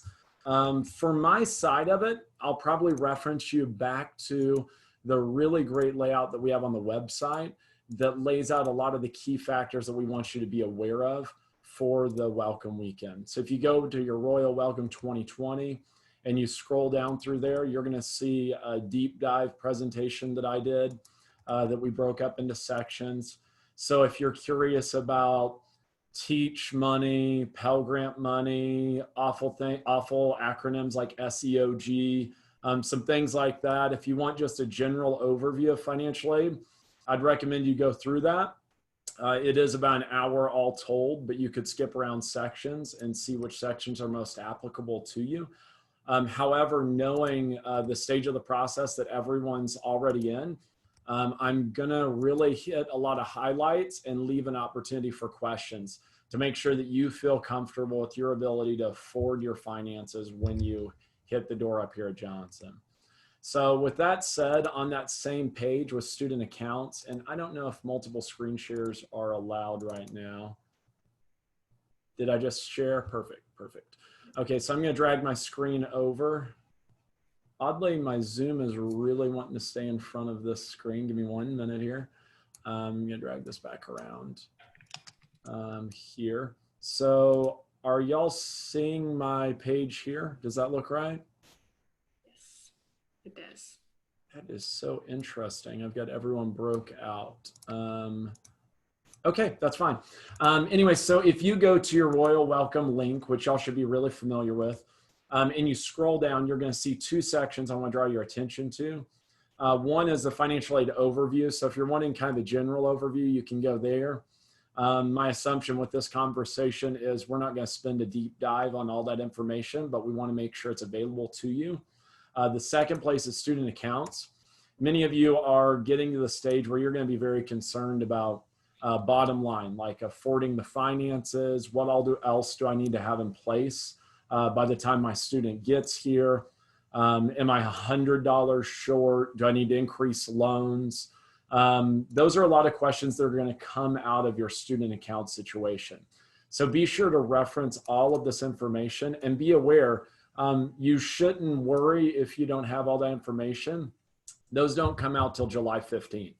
So we're 5 days from getting to that point where you could get an account. Now, keep in mind, getting that account assumes you've completed all the other steps. So if you're light on academics or any of the other processes you need to follow, that bill's not going to be processed yet. So leading up to the bill, from financial aid, things that we're concerned with, we assume for this Zoom meeting that you've completed your FAFSA. Certainly if you haven't, no time like the present, but we assume that all of you have, which means that you're either going to be packaged or you have been packaged already. Now, one hurdle to your getting packaged, and when I say package, that's when we tell you how much aid you actually get. We call it your financial aid offer. You can find more information about what you've been offered on your student portal. So if you go to your student portal over here and you look under student finances, this is where you find all the information about us. First, both student account center over here, which is going to be very important for your bill, as well as your financial aid portal. So if you click on your financial aid portal, oh, hey, this is nice. Y'all can all know that I got $1,800 from a private organization, free information. So this was back whenever I took a class at Johnson, and I was blessed, as you will be as well, in 2016, 2017. But you'll come to a screen right here. And if you click up here, you're going to see information about awards. You're going to go to your awards, and then you'll need to accept them. I can't do anything with my awards at this point. It's kind of all done, all moot. But you'll want to go in here and accept them. That's the other hurdle. So as long as you've been accepted to the college, which you have, you've completed your FAFSA, and you've done your financial aid check-in, you should have gotten a financial aid offer. Or at least know what opportunities you have for funding and financial aid. If you haven't, that's no problem at all. You can just shoot an email off to aidtn@johnsonu.edu. And I'll throw that in there whenever I stop talking, but it's just aidtn. So pretty easy, shortened for, it used to be financial aid info. And no one really wants to spell that correctly, and it's awful. So I changed it to aidtn. So hopefully you'll get there. So if you want questions about your package, it'll go over there. Your financial aid counselor will get right on that, and we'll get it processed. Maybe you've gotten that financial aid offer at this point, and you're concerned about funding the rest of your bill. That's okay. You know, that's what we're here for. And there are many strategies that we can help you to pursue to help pay the bottom line for what's remaining. There are great opportunities to use things like a Parent Plus loan or a private educational loan. And they are pretty much how I'm going to try to close this session here, because in my mind, they end up being what I call a lot of opportunity to clean up the bill. If you need a little bit more breathing room to finance that education, or maybe to work a little bit more to pay that bill down, you're going to find that information at studentloans.gov on the one end. So no, I think it's changed to student aid, although they both go there. So if you go to studentaid.gov and that loads, you click over here, I want to help my child pay for college. And you're just going to click apply for a Parent Plus loan. So you want to do that Parent Plus loan. And then you also want to go down here, excuse me, click on parent again.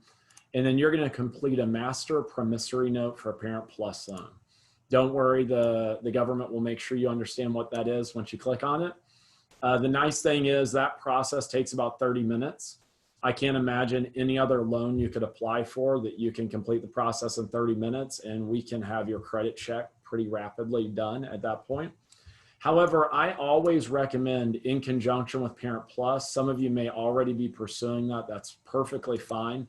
Many students are. I do encourage students to go over to our website at johnsonu.edu. I'm going to walk you all the way through the steps, no shortcuts. You know how to get here. And I'm going to recommend private educational loans. I would never recommend a private educational loan before students use their direct loans, which you may know as subsidized and unsubsidized loans. But after that point, plus loans and private educational loans, one is sometimes a better interest rate than the other. So I would encourage you to go to financial aid, admission, financial aid, or if you can't remember that, just go to /aid. Hopefully, yep, aid's still good. Change that one too. And you're going to see something right over here called private loans. If you're a little unsure about what is a private loan, what makes it educational, just go in here, enter your information. To be honest, it doesn't matter what your name and last name is. Feel free to enter that. You can, you don't have to. I'm not sure why Fast Choice requires it. Kind of personalizes it a little bit. So you can go ahead and add that or not. For me, I've definitely completed Borrowing Essentials, but that's actually going to be premium for you. So complete that, continue. You'll want to read these disclosures, which are important. And then you'll get over here and you're going to see a really nice list of some different lenders. We would never, partly because we'd be very in trouble with the feds, but we would never recommend you go to just one of these to take out a loan. But we've provided what we call a preferred lender list. And in this preferred lender list, we've picked companies that we've vetted and we feel comfortable saying, consider taking out a loan at these companies. And we want to encourage you to compare these costs. You know, go ahead and click through here, find what you think is a really good situation for you and your family. And then it's going to compare all these factors that are going to be very important to you. When you get down to grace period and you're like, what is that? It's going to explain that very well for you.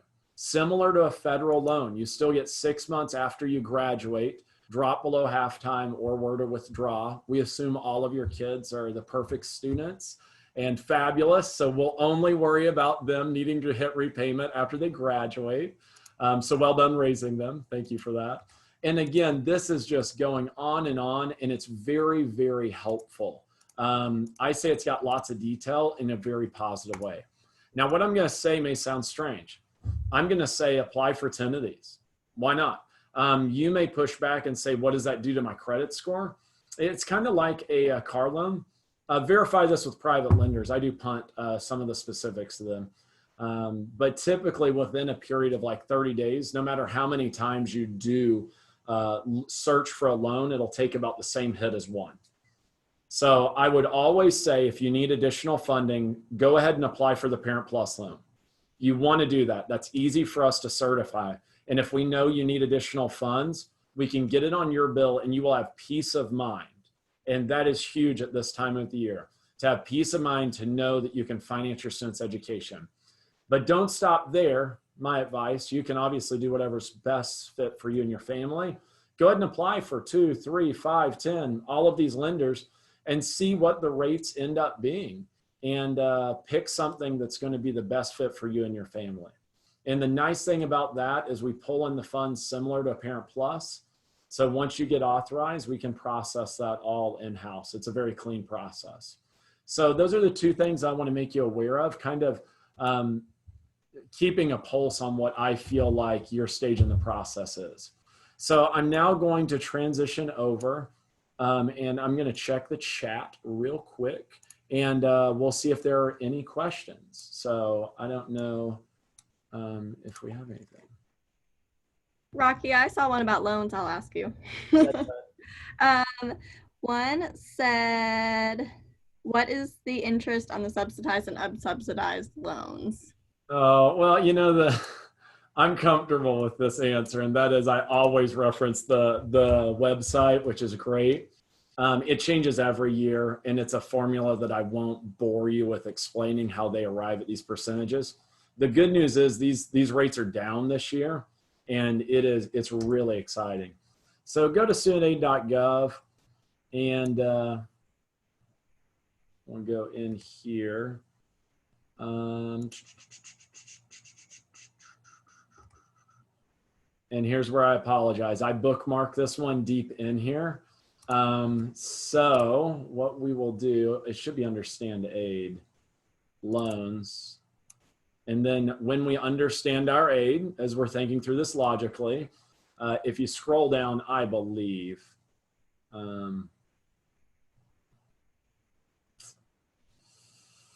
it's not going to give me those interest rates. I apologize. I'll punt on the spot. I feel embarrassed that I can't answer such a basic question, but I will find that, and I will chat it in even if I'm done speaking, and we'll get you right to that information.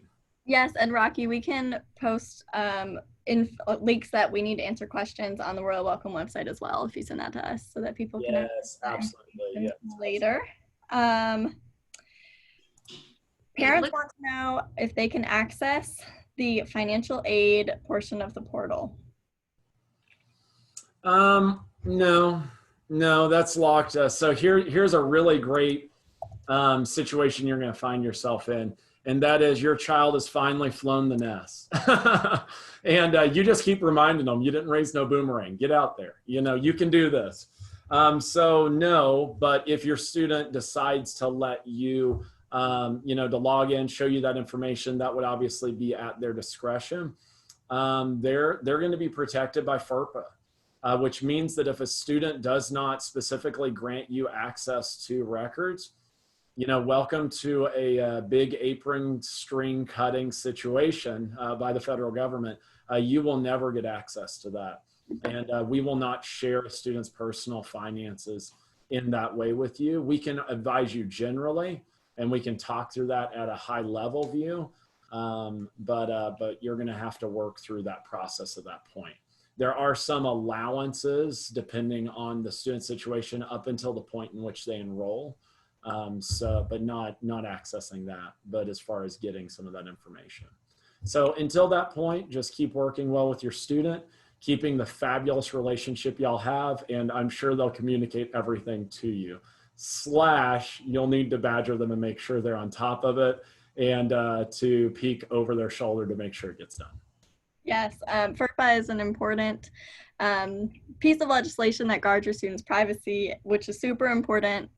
We want to protect your students' privacy, but make sure your students do have fill out the FERPA form and give permissions to anyone that they need to. FERPA not only protects your student accounts and financial aid records, but it also protects other records related to the school, and that form can be filled out on the portal. A link to that is on the Royal Welcome website as well. Students will need to have the FERPA form filled out before they can receive their schedule, so that's something else to know. It looks like we had a question about work study and how those work study dollars are applied. Rocky, if you want to, did you want to go into that, Rocky? Or? Yeah, I'll be happy to. And I'll also be happy to share my screen on the correct page for interest rates. Oh man, it's eating me alive over here. I'm like, what? Where is that? The only thing that threw me off is my bookmark and my default spots to go to. I haven't fully adjusted to going right to places on their new arrangement. So you'll see that under your understand aid, go into your types, loans, and then specifically you're going to click on those sub and unsub. And then when you scroll down here, it's going to give you a lot of very helpful information. Points that I would highlight is your loan limits and how that breaks down. We'll of course communicate this as well, but if you want to know what your maximum borrowing limits are, you're dealing with some of these limits down here. And then to answer your question on the interest rates, here you're going to see the current interest rates there. So that's actually the answer to the interest rates is about 2.75 or 4.3, depending on if they're unsub for an undergrad or if they're for a graduate or professional borrower. And I apologize. Oh, work study. Yeah, I apologize. Let me stop the share now. So the way work study works currently is we already know, quotes, we already know who wants to pursue work study because it was part of the FAFSA process. So we send information to our person who's over work study, Brian Trimmels, and he sends out information about applying for work study because we assume that's the exhaustive list. Now, if you weren't contacted or aren't contacted about it, you can obviously reach out to Brian Trimmels about work study and say, hey, I know on my FAFSA I put I was not interested in work study. I wanted to alert you that I am interested. And also, if nothing else happens in the first week or two, is what student life mentioned to me, we have a big job fair. And so your student's going to be able to come through, and people who want to hire them will be in line and be able to, in some cases, hire right there on the spot. So typically, we don't run into students who are, there's a lot of opportunities on Johnson, I'll say that. So we do quite a bit in work study. And the nice thing about work study is it's split in two ways. You may think of federal work study. We want to make you aware that there's not only federal work study, but general work study. We do a really small amount of our work study in federal funds. For our size school, it's only about 120,000 or something in that range, which seems like a lot for my personal budget. But when you're dealing with wages at that scale, it's a sliver. So thankfully, Johnson is very generous in their work study program and has many opportunities for your student to pursue that. And from my perspective, to fund their education. Maybe from their perspective, they're funding Taco Bell. I'm not sure, but hopefully you can get them on the bandwagon of funding their education through work study.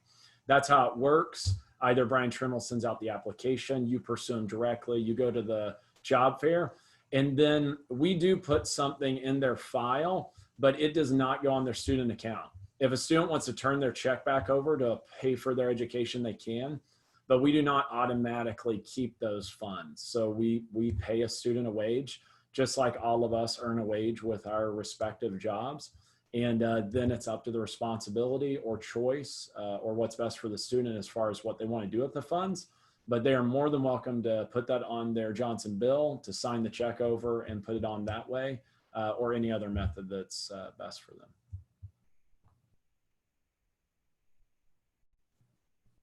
We had one parent question. I'm just going to read aloud and let you answer, Rocky. Yeah, a parent needs some clarification. How can the financial aid information be limited to just the student when it's the parent's credit rating and or social security number that was used in obtaining the loans?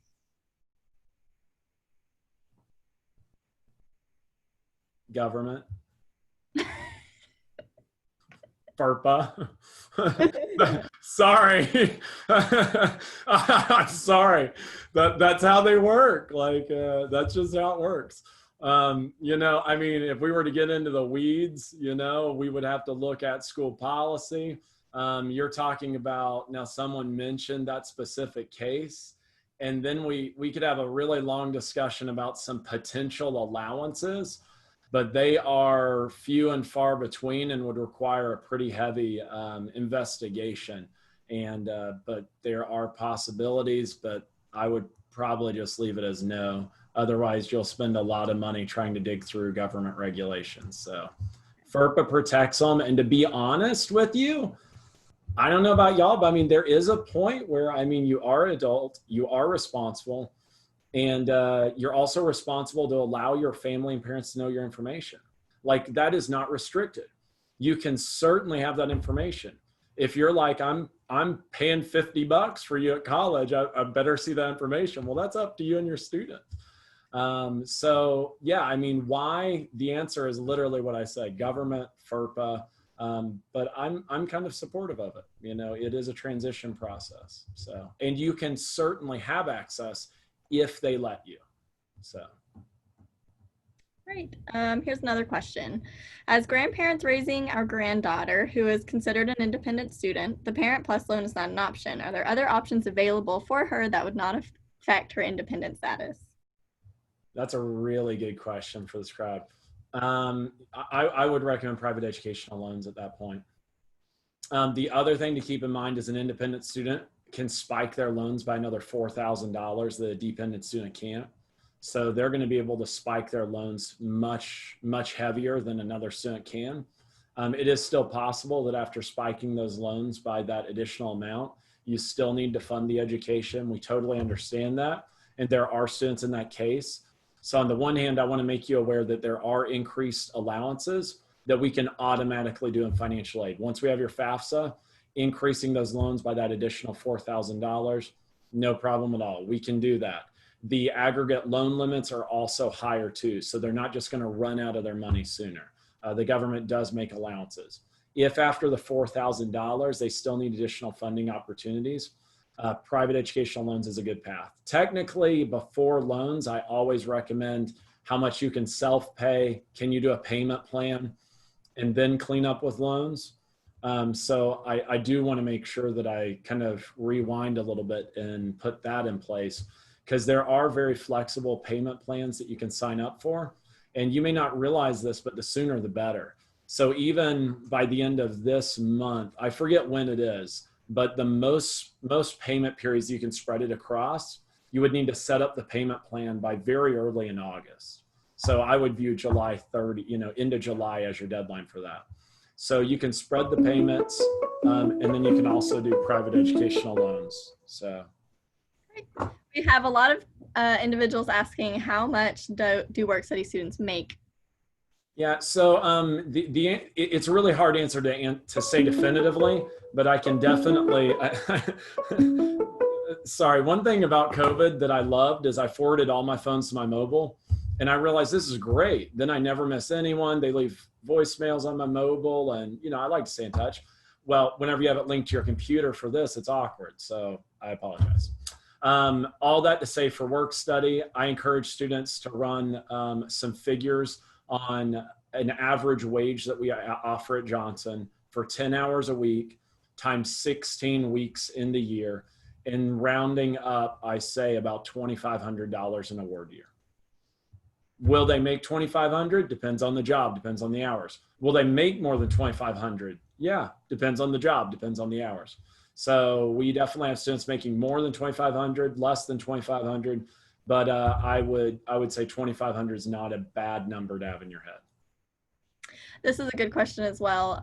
If a student is doing work study, will that be reflected on their student account bill or in their financial aid award packaging? A great question again. So we will go back and add that in kind of a back end way that won't hit your student accounts. We need to report that to the government and make sure that we followed the formula, so to speak. I won't bore you on that, but we're eventually accountable for those over $100,000 in funding that we bring in. But again, it's back to the procedure. Nothing goes on the student account, because if it went on the student account, it'd be a credit. So the student is paid a wage, and they have the choice of what they want to do with that wage. They could sign the check back over to Johnson if they want. They could make a payment to Johnson, just like you and I would do on a monthly payment. Not a bad idea to contribute a high percentage of that back to your college education. But no, it does not go directly on the student account. It's paid out directly to them. And there may be a payment system, I've not dealt with that, where they can kind of view what they've received, if that's direct deposit or however they receive the funds. But as far as their school bill, no. But they're welcome to pay on it from that. Okay. A parent asked, how will work study students work if they're going home after Thanksgiving? I can go ahead and answer that one. Some students will continue to work online or remotely. Some students can work if they're coming back to campus. Other jobs will not continue after Thanksgiving. So other jobs will wrap up before Thanksgiving break. And to determine what your student's work study job is going to look like after Thanksgiving, they should talk to their supervisor, and they can do that at the work study fair or when they show up for their first shift, but it will look different for different students. We're running out of time here. Our next session is supposed to start in 1 minute. This seems like a good question to answer, so this will be our last one. And then we will scroll through the chat and continue to answer questions on the chat. We have been receiving all types of student loan mail from a variety of lenders, like in the mail, like, you know, spam mail. Should we be paying attention to these private educational loans? My answer is going to be that's not my position or choice to make that for you. All I'll tell you is that we have a vetted list of private lenders that you can reference right on the website that we walked you through under johnsonu.edu/aid. Go over there to private loans and review that. Those are the only ones that I feel comfortable saying pursue them. But don't feel limited. You know, I mean, beyond that, you're more than welcome to make choices that you believe are correct or wise. I certainly would not endorse any of those either. And I would say be very careful with that process. We do know that, you know, there are unfortunately scams that exist out there.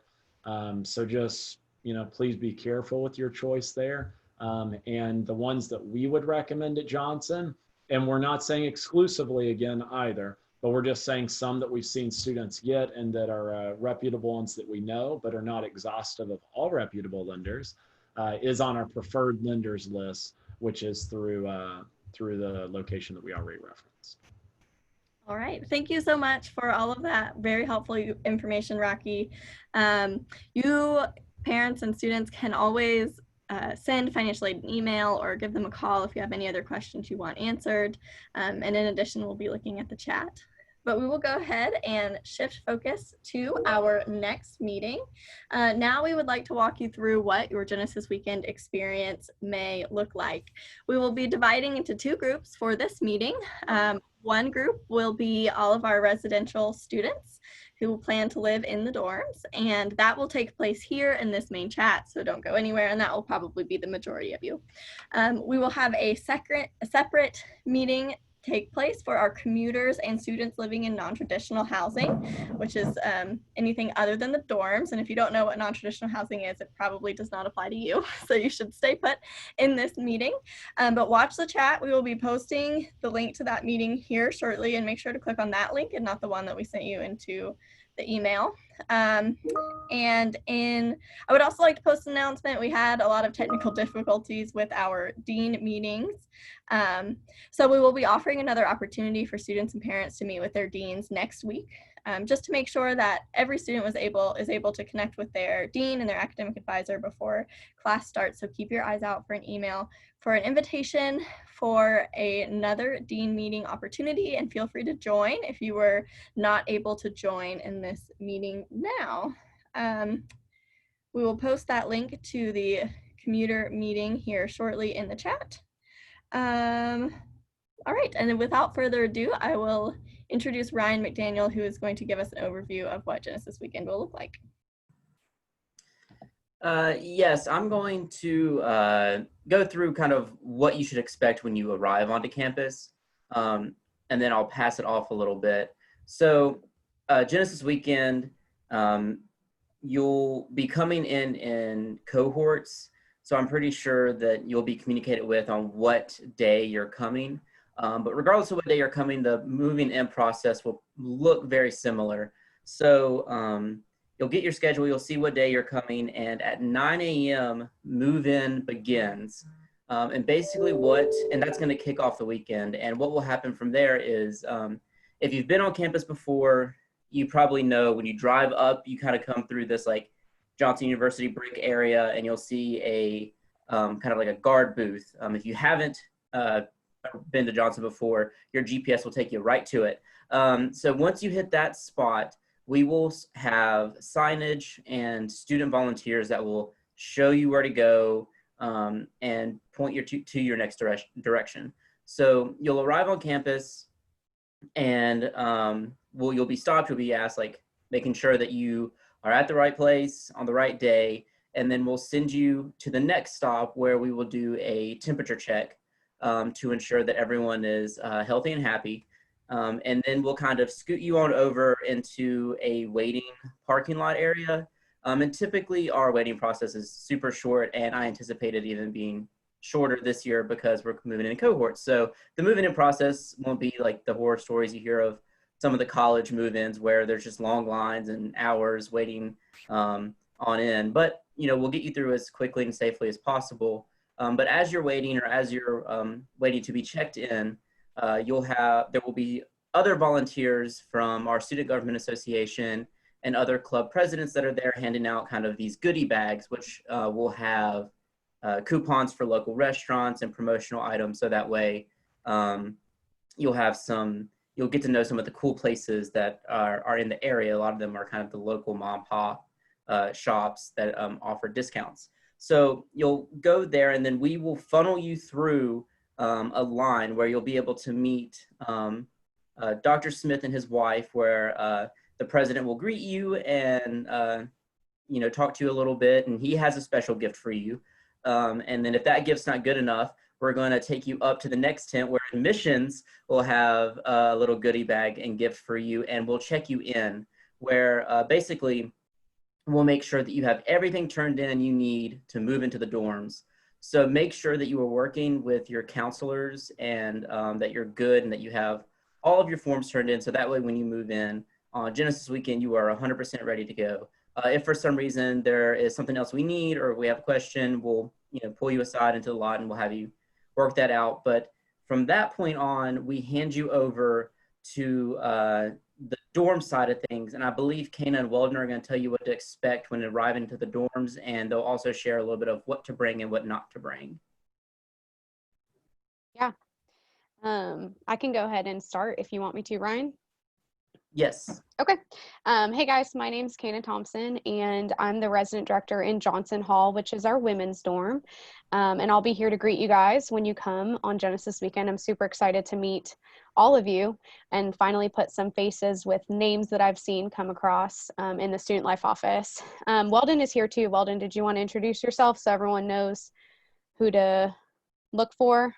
Are you on here? Hey guys, Okay. I'm Weldon, resident director for the guys' dorms. So nice to meet you on a computer screen. Okay. So I'll talk a little bit about what to expect, Ryan. You mentioned a little bit of what to expect before you get to the dorms. But once you get to the dorms, basically what we're going to do is we are having a staggered move-in, like he said, and I'll talk about that in a little bit in a second. But you will come to us and you'll come through the line and everything like that. We are doing a staggered move-in for your health. That will mean there will be less people on campus at once, less people moving things in, less people going up the stairs and everything like that. So we wanted to do that for you guys to keep you healthy and safe as best that we can. So we will be doing that staggered move-in.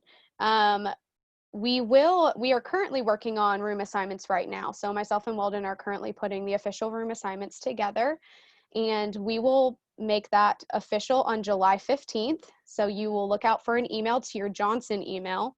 Make sure you check that Johnson email regularly that day, and we'll send you an email with your room information.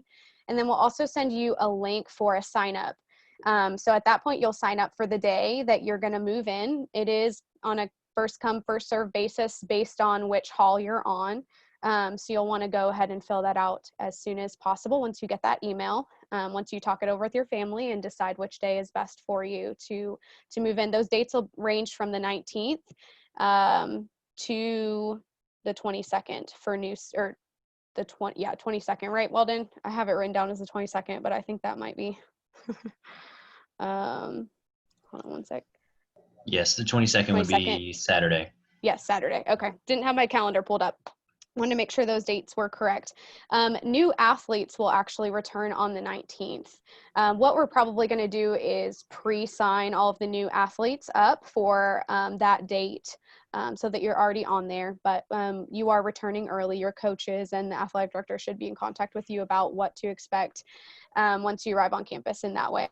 But yeah, we're doing the staggered move-in. We do ask that only 2 people accompany you when you come on campus to move in, so that way we can limit the amount of people that are coming in the dorm as well, limit it a little bit further. And then we do want family and friends, whoever came with you, to leave after move-in as soon as you guys move your stuff in. So I know that can be kind of a sad, hard time to say goodbye.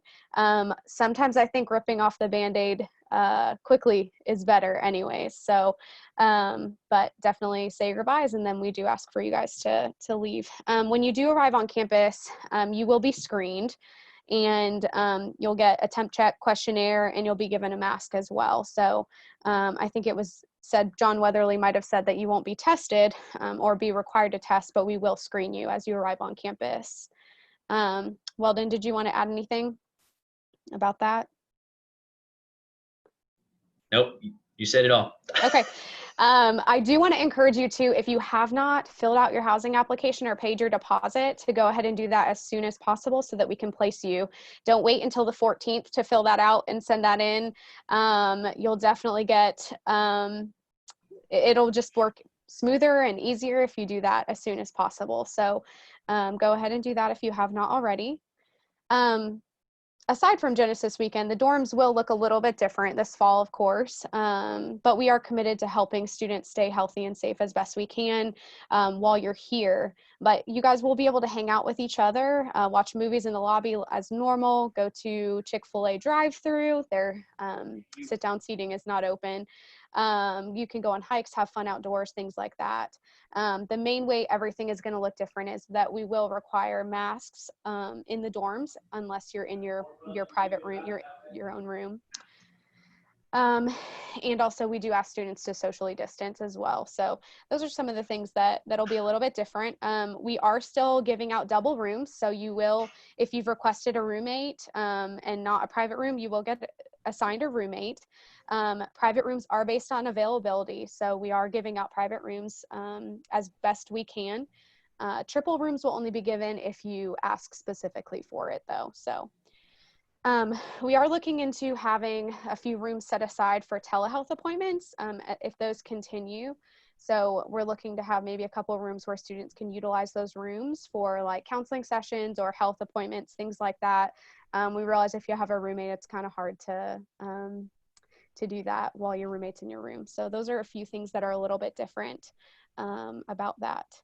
Some things that you'll want to definitely bring that you may not normally bring. We do have a list on the portal of things that you'll want to bring, but definitely I want to note that you'll want to bring a thermometer for sure. We do want you to have that. We do have some extras, but if you have one, definitely bring one, or try to get one off Amazon or at CVS or something like that to bring with you, just so that we know, if we're doing like checks or things like that, then you have one. Or if you're not feeling well, you can take your temperature and report it to us. So those are some things that I would definitely encourage you to bring, or that's something I would encourage you to bring as well. That might not be on the list. I think we might have added it, but if not, that's something that you'll definitely want to bring with you. So Weldon, anything else?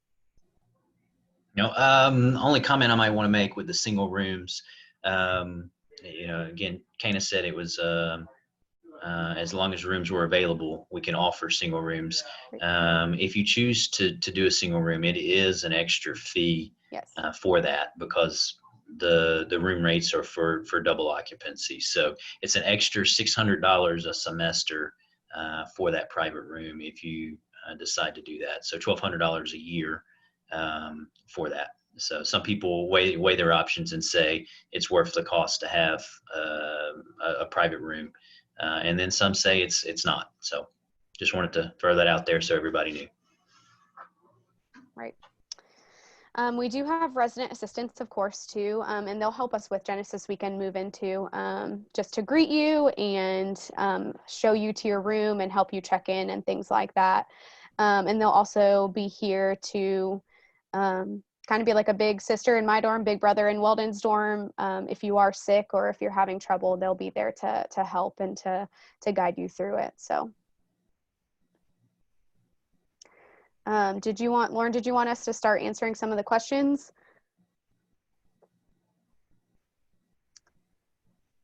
I'm muted. Yes, I think so. One of the first questions is regarding social distancing in the dorm. Will students be allowed to spend time in a room that isn't theirs? So can they go to their friends' rooms? Yes. Yes, you can go to your friend's room. We do ask that you're socially distanced and that you have a mask when you're in somebody else's room that's not your own.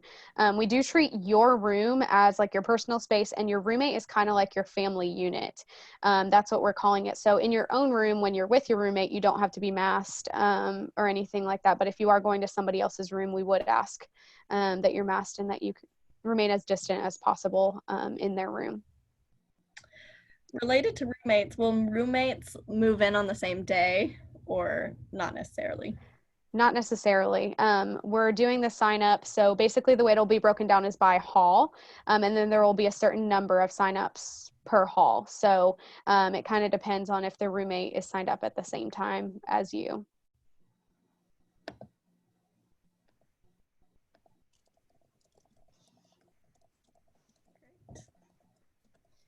Questions about the commuter meeting, so I'm answering that.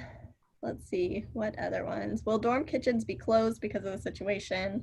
Can students have a mini fridge or a small microwave in their dorms? Yeah, Weldon, do you want to answer that one? Sure. Yeah, so at any point you can have a mini fridge or a microwave in your dorm room. And a lot of students do that just for convenience. We do have 2 kitchenettes, one on the first floor, one on the second floor, that will still be open this year. The only thing that will not be usable in the kitchenette is the microwave, because of things. We've decided not to allow microwaves to be used in the kitchenette, but the stove will still be accessible, and so forth. So we do ask that if you want to cook something in those kitchens, that you bring your own pots and pans and utensils to do that with, and then that you don't leave those pots and pans and utensils in the kitchenette, that you use them, clean them, and then take them back to your room. And we do that for several reasons. One, because it can junk up really fast for other people to use. Secondly, even though we are a Christian university, things walk off. And if you leave your pots and pans or utensils in the kitchen, they may not be there the next day when you go back to use them again. So.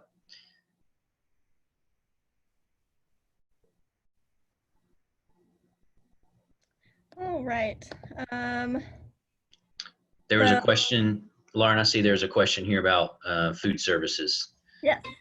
Move in a day early, will food be provided? Food services for the meal plan opens on Wednesday. So any student that moves in, anybody that moves in from Wednesday on will have access to the meal plan in the cafeteria. Mm-hmm. That is great. Let's see, I saw another good question come through. So when students sign up for move-in day, are they signing up for a specific block of time that they have to move in during, or are they just signing up for a general day? Yeah, so move-in is from 9 to 12 for you guys. Monday, good grief. Mondays are mixed up. Wednesday, Thursday, Friday is what we would like for all freshmen to move in from 9 to 12. And so when you sign up, what you're signing up for is a day, either Wednesday, Thursday, or Friday, for that 9 to 12 slot. And so what we've done is we only have enough slots available when you go to the link for a third of your hall to sign up each day.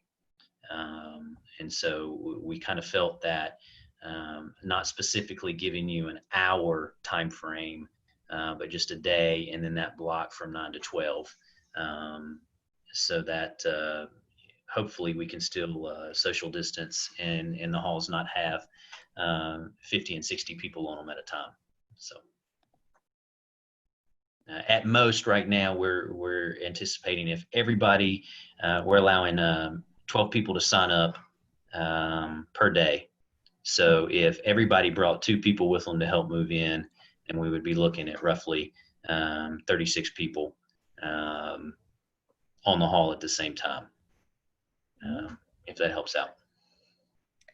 And where will people get the sign up link to register for their move-in day? Yeah, great question. When we send out the room assignments in an email saying that this is who your roommate's going to be, there'll also be a link in there that will take them directly to the move-in sign up for them to be able to make that happen. Mm-hmm. All right. Will students have to take everything home with them after Thanksgiving? No. As long as you're returning for the spring semester, you can leave your stuff. I would, of course, recommend that you take anything that you'll need for break home with you. Make sure you bring all your textbooks because you'll still be learning from home. Make sure you take those, enough clothes, all your stuff that you need from your dorm to last you that month and a half, 2 months, whatever it is, that period of time between when you leave and when you come back in the spring. So you will be able to keep your stuff in the dorm, but definitely take home the stuff that you'll need. It costs a lot to ship things back and forth, so. Great. We had one parent who asked that, what do they do if they have a student who has a medical condition that would prevent them from wearing a mask? Do they have to do anything special to get permission to do that? How will that work? I don't think so. Walden, have you heard anything about that on? No, I mean, obviously, if you have a medical condition, we're not going to require you to wear a mask. I think just you know, if somebody, when you're here, you know, ask, I think just saying, I'm sorry, I can't wear a mask,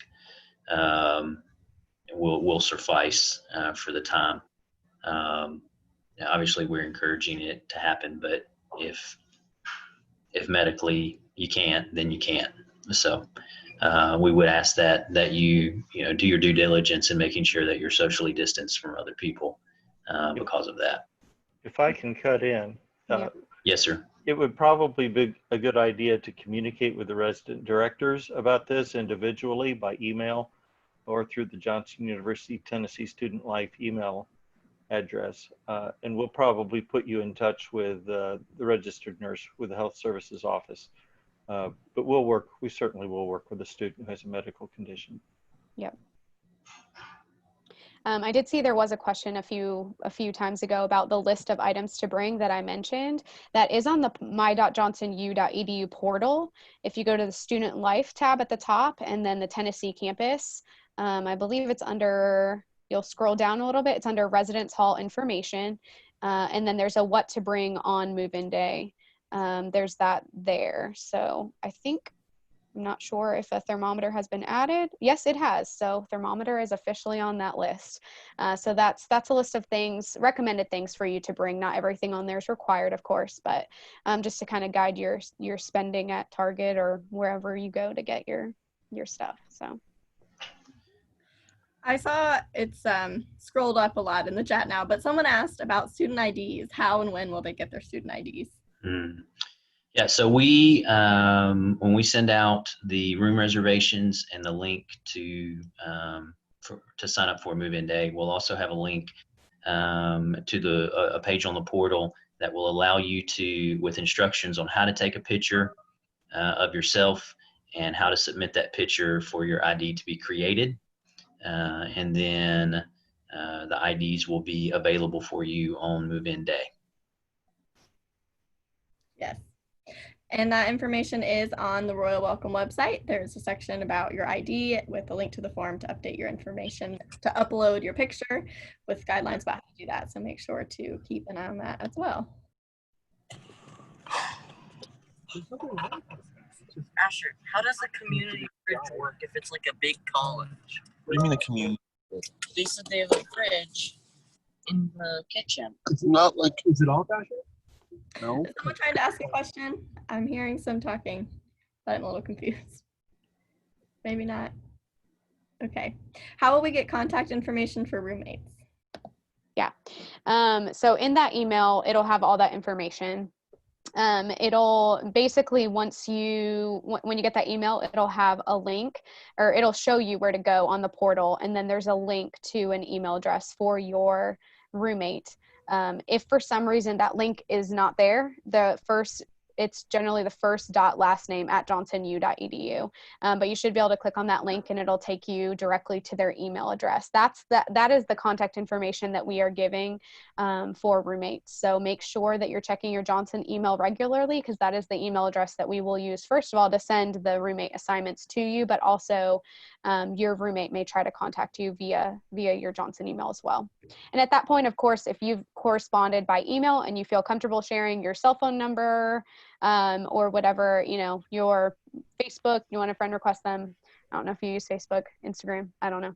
But you can do that for sure and communicate that way. So the name of the roommate will be on there, and also what room you're in as well. Great.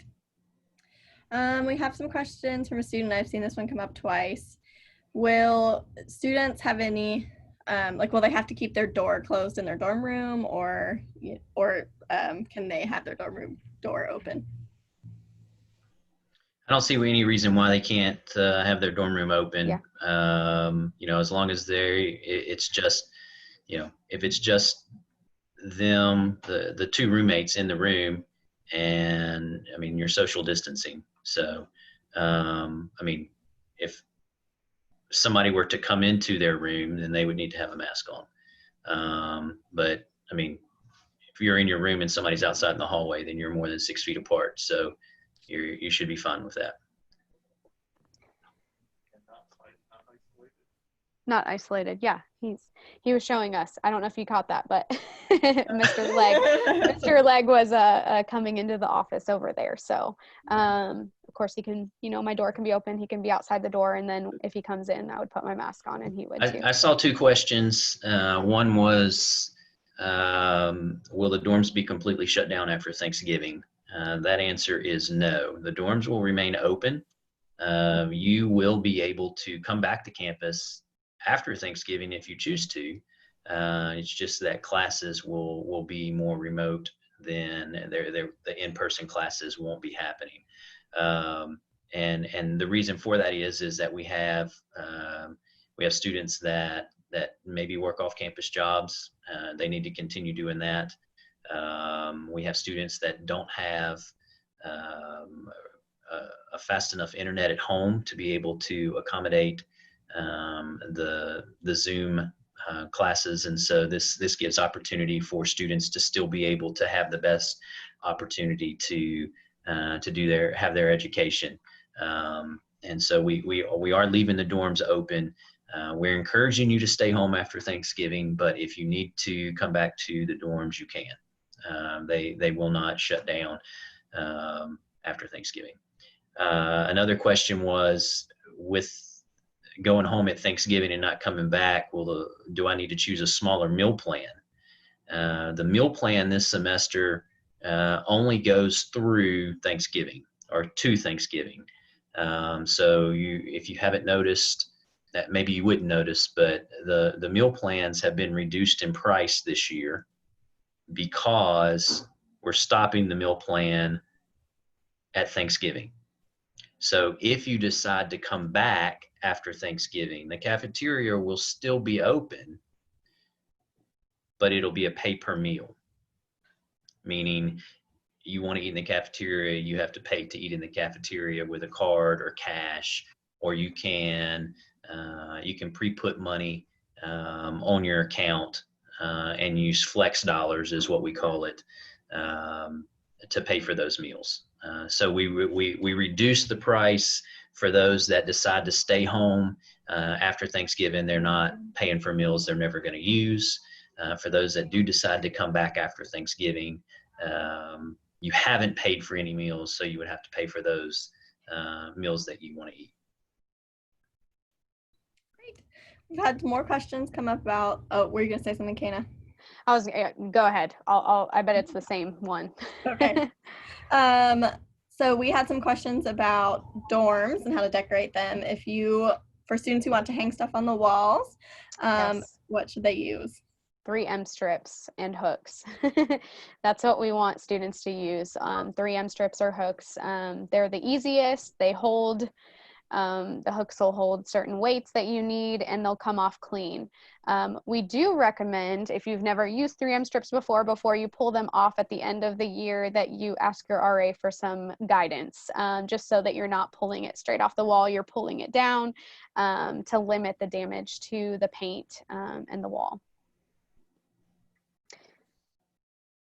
I was going to address, someone asked, I think 2 people actually asked, is move-in limited to a block of time? We aren't going to limit it to like a 2-hour time frame, but it will be in the morning, sometime in the morning, that you'll move in, because we are having on certain days other people moving in the afternoons.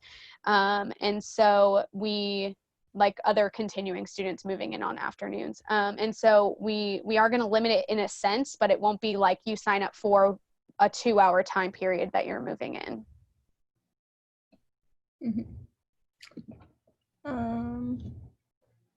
I think there's still a little bit of confusion about if students are still they're doing distance learning after Thanksgiving break. Do they still get a Christmas break and a winter break, or are they just continuously learning?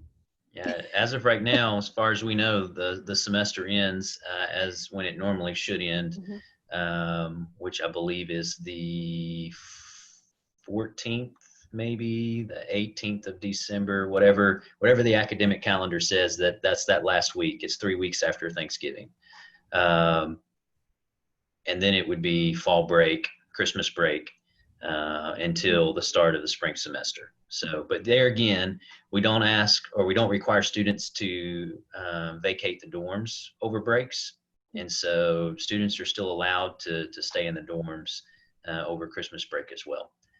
We do have some protocols that may look a little different this year. For you, you wouldn't know any different, being a freshman, but we'll ask for you to fill out a form basically stating, I plan to return to campus early over Christmas break, just so that we can have records of who's here and who's not here. Someone asked earlier too, if we move in on one of the earlier days, will food be provided? So if you're moving in on the 19th, if you signed up for that date, yes, the meal plan will begin for you on the 19th. So yes, food will be provided. If you're an athlete, all athletes are moving in, or freshman athletes will move in on the 19th, the morning of the 19th from 9 to 12. And so, no, you don't have to sign up for that move-in time, because you've already been given a move-in time. And your athletic director and your coaches will be contacting you about that to talk more detail about that. But you will already be pre-assigned a move-in time because of being an athlete. There's a question here. It says, do dorm room doors lock? Yes, you will be given a physical key that will lock a deadbolt to your dorm room. Move in for fall. Someone asked, is that just for fall sport athletes? No, all new athletes will move in on the 19th. Yes. Including spring sports.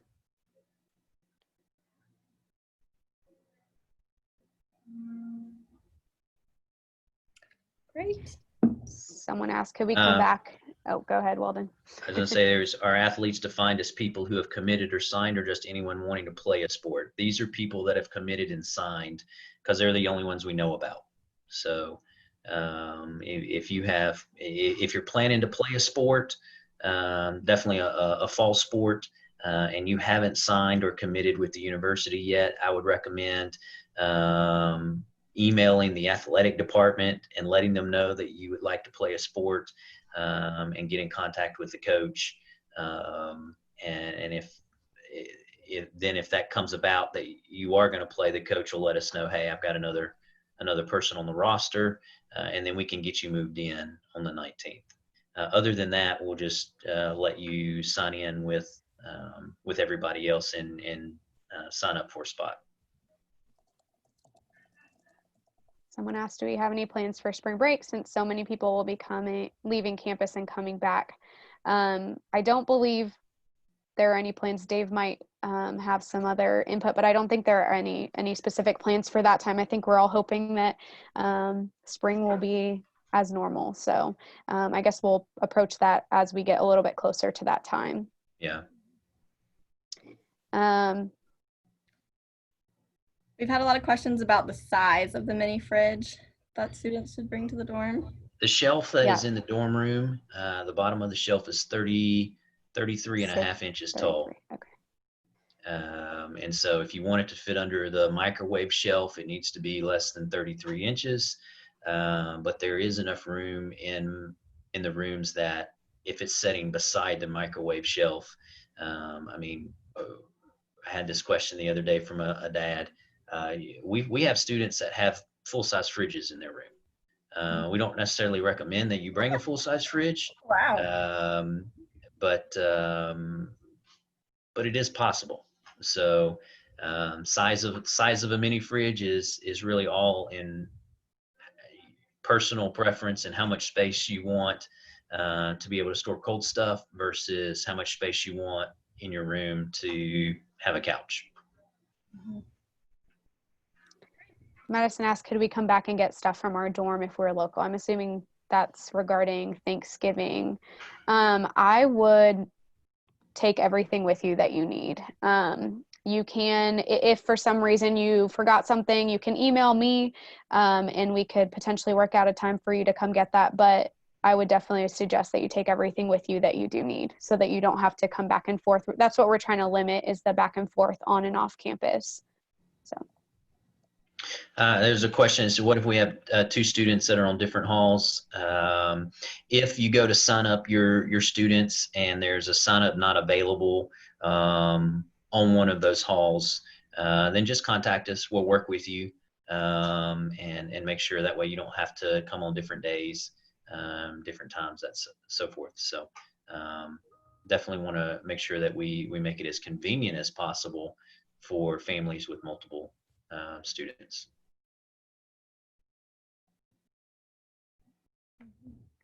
Someone asked, can all students move in on the 19th or only athletes? It will be, as long as we haven't filled up all of those spots with athletes, there will be potential for other students to move in on that day, but it's based on availability. So you'll see in the sign up that we send out whether or not there are open spots there.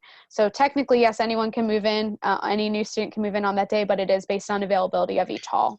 When we send out the reservation link for you to sign up for a day to move in, if there's a spot available on the day, you can sign up for that spot.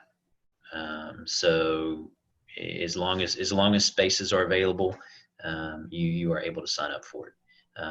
There will be limited spaces on Wednesday the 19th due to the athletes moving in early. The fall coaches are wanting to get started on practice as soon as they can.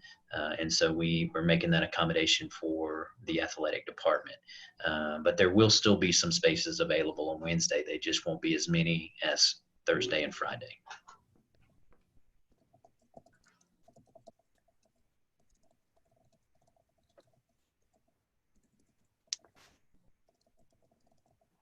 Diagram of room and provided furniture sizes. Christina, if you email one of us, then we can provide you with that diagram and also with the furniture sizes as well. You can email me if you want to at cthompson, cthompson @johnsonu.edu, and I'll type that into the message area as well. But go ahead and send that email to me and I can send you a diagram of the room and also those sizes as well.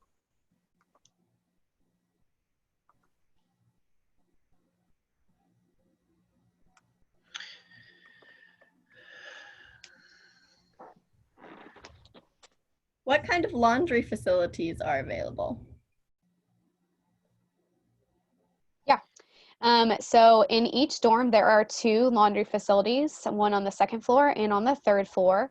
And there's washers and dryers. And when you arrive on campus, as part of Genesis Weekend, when you check in with us in the dorm, we'll actually give you a laundry card with preloaded funds on that card.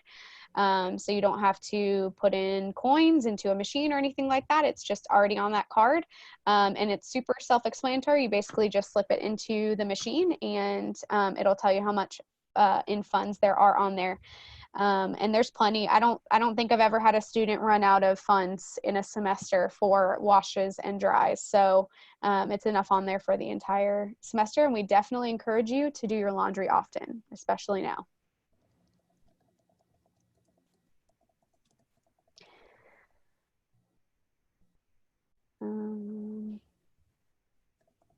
Is there a recommended wattage for dorm microwaves? Weldon, you might know a little bit more about that. I don't know if we have a recommended any wattage. microwave that uses your standard plug 110 is fine to use. I mean, it's a standard outlet plug, so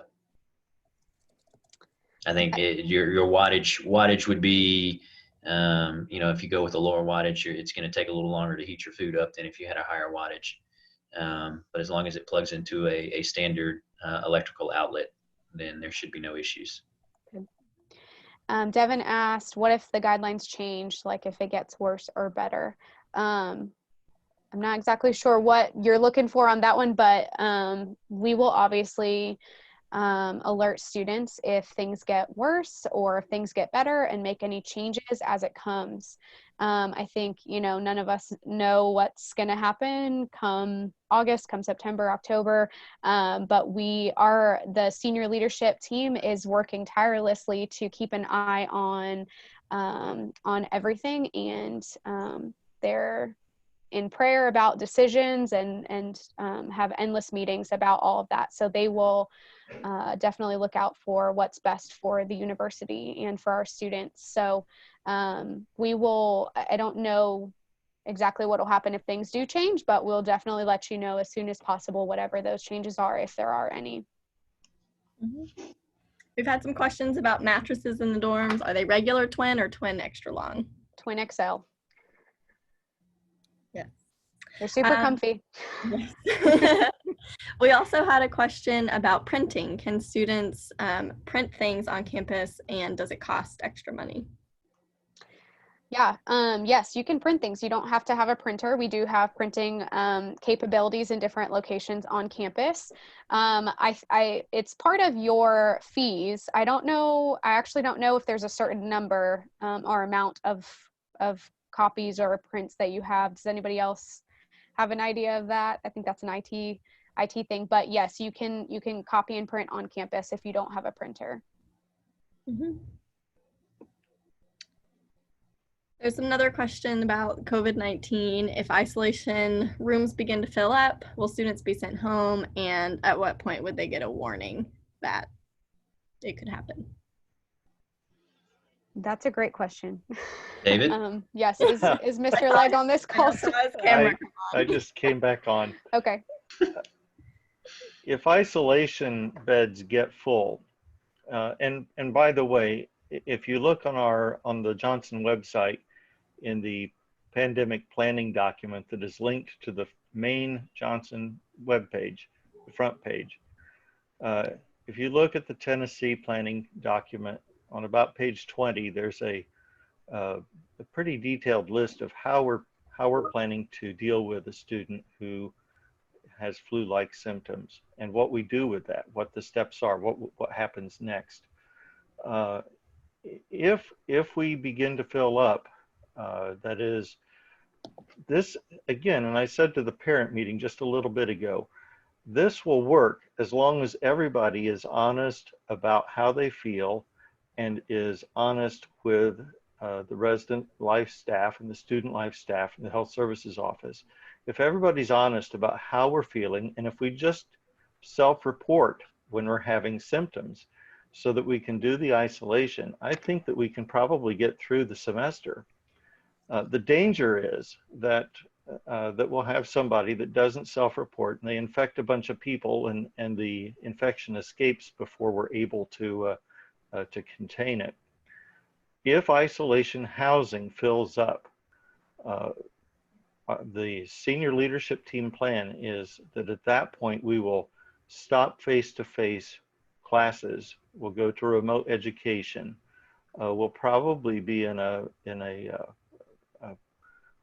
situation where most students would be confined to the campus and probably even to the residence halls, just to minimize interaction with each other and interaction with people off campus. Because if we get an outbreak on campus, we certainly don't want to spread around to Knox County, Knoxville.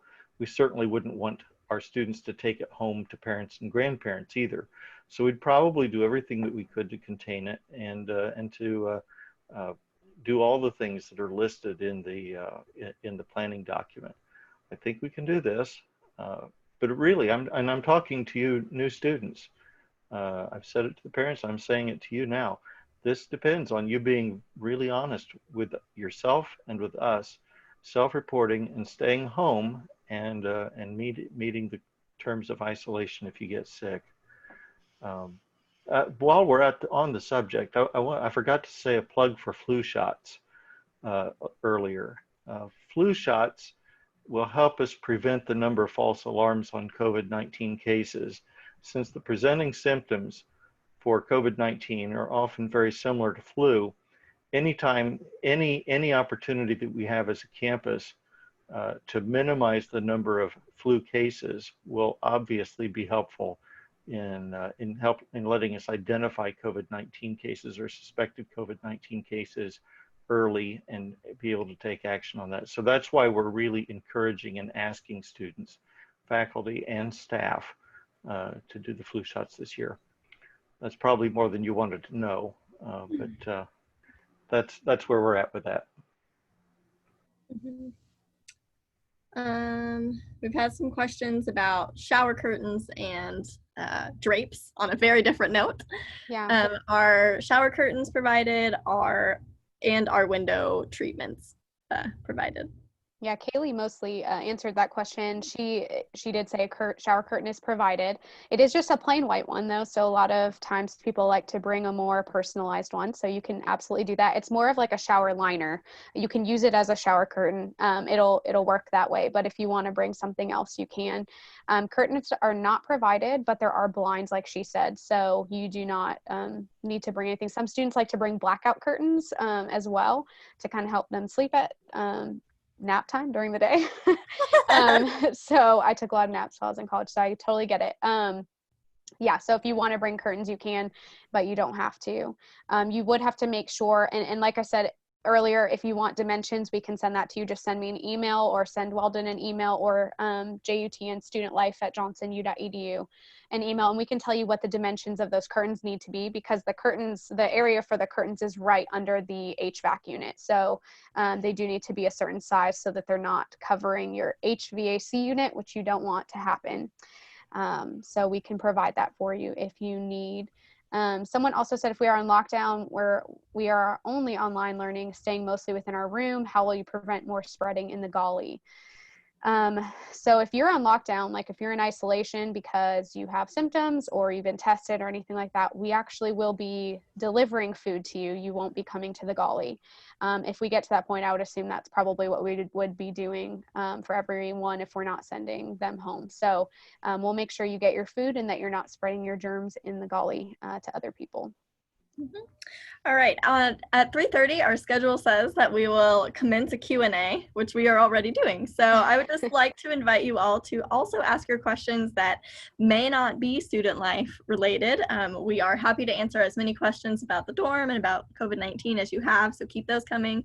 But in addition, feel free to comment your questions about other areas like the registrar, financial aid. We will be happy to help answer any questions that you have. Our first question, how do we apply for work study? When you filled out FAFSA, you indicated whether or not you were interested in work study, so that's your first place to go. In addition, you can just show up to the job fair. You don't have to apply ahead of time, although you can if you indicated that you were interested on your FAFSA. But if you did not do that, you can get hired, or you can apply to a job and hire for a job on the spot at the work study fair. So bring a resume and some business casual clothes and a mask, of course, and show up at the job fair, and departments will be happy to interview you. Are the dorms air conditioned? Yes, they are. And what's great about our dorms is that you can actually control the temperature of your dorm room personally. You will have to talk with your roommate about it to set a temperature that you both agree on, but there is a unit in the dorm room where you can control that temperature. You can control your AC or your heat depending on how cold or hot you like your room. I can talk about food allergies a little bit. If you have food allergies, there is a form that you will need to fill out through the Student Life Office. And we basically work with Pioneer, which is our food service caterers that we have in the Gully, to work out a plan for you. So I think Weldon or Deborah, I'm not sure where that form is, but I think that we can send that to you if you need it to fill out. I'm not sure if it's on the portal. But we can send that to you, and you'll basically just submit information from like your doctor about your food allergies. And Jordan, who is the head over in the Gully of Pioneer, he is amazing, and he will work with you on what you need. And if he can't work with you, which happens very rarely, then you guys will talk further about that.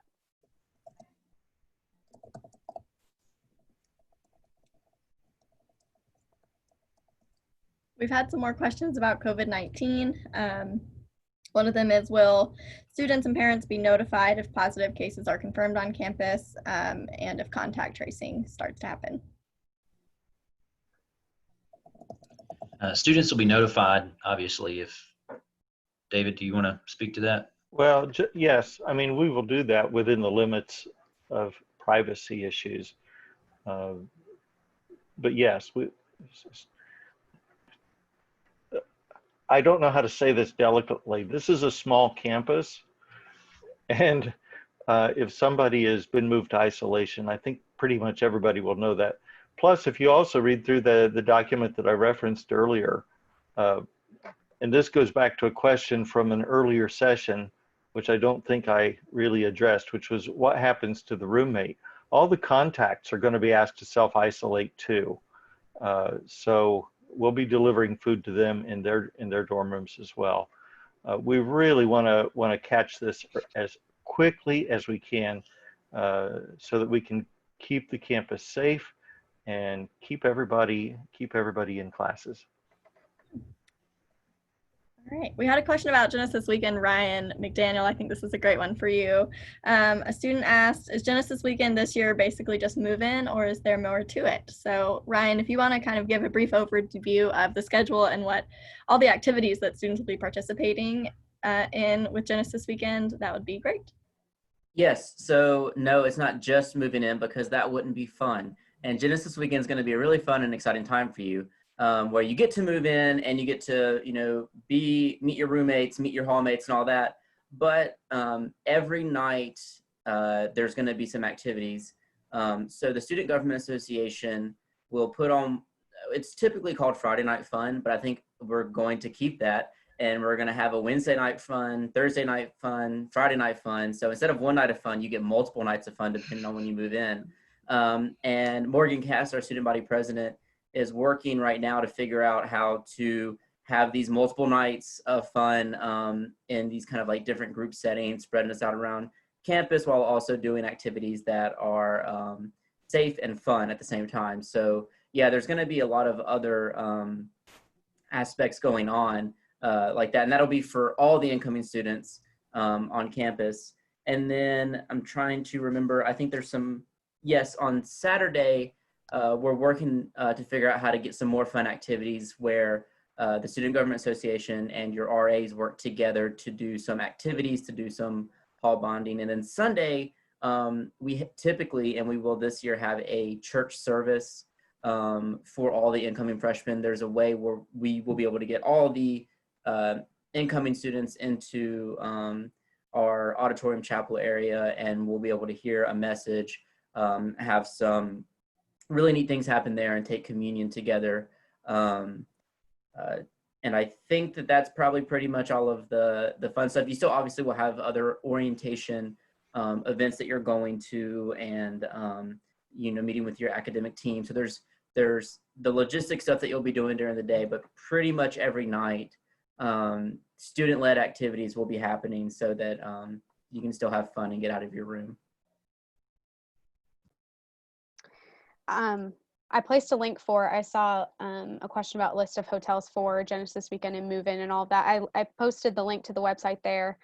And also, yes, there are usually deals. I would ask them when you call them for a reservation, just ask if they have a discount for you moving your student into Johnson University. So there are a lot of the hotels around here that do offer that discount. We had a question about intramurals. Will intramurals still be offered as normal this semester, or will intramural sports be limited in some way? And then as a part of that, what intramural sports do we typically offer in the semester? Great question. David, are you still online? I'll let you answer the question about what sports are typically offered. What I would say is that yes, we're going to do that in a socially distanced way. But yes, we'll have activities, intramural activities. Awesome. Typically, we have flag football, basketball, soccer, volleyball.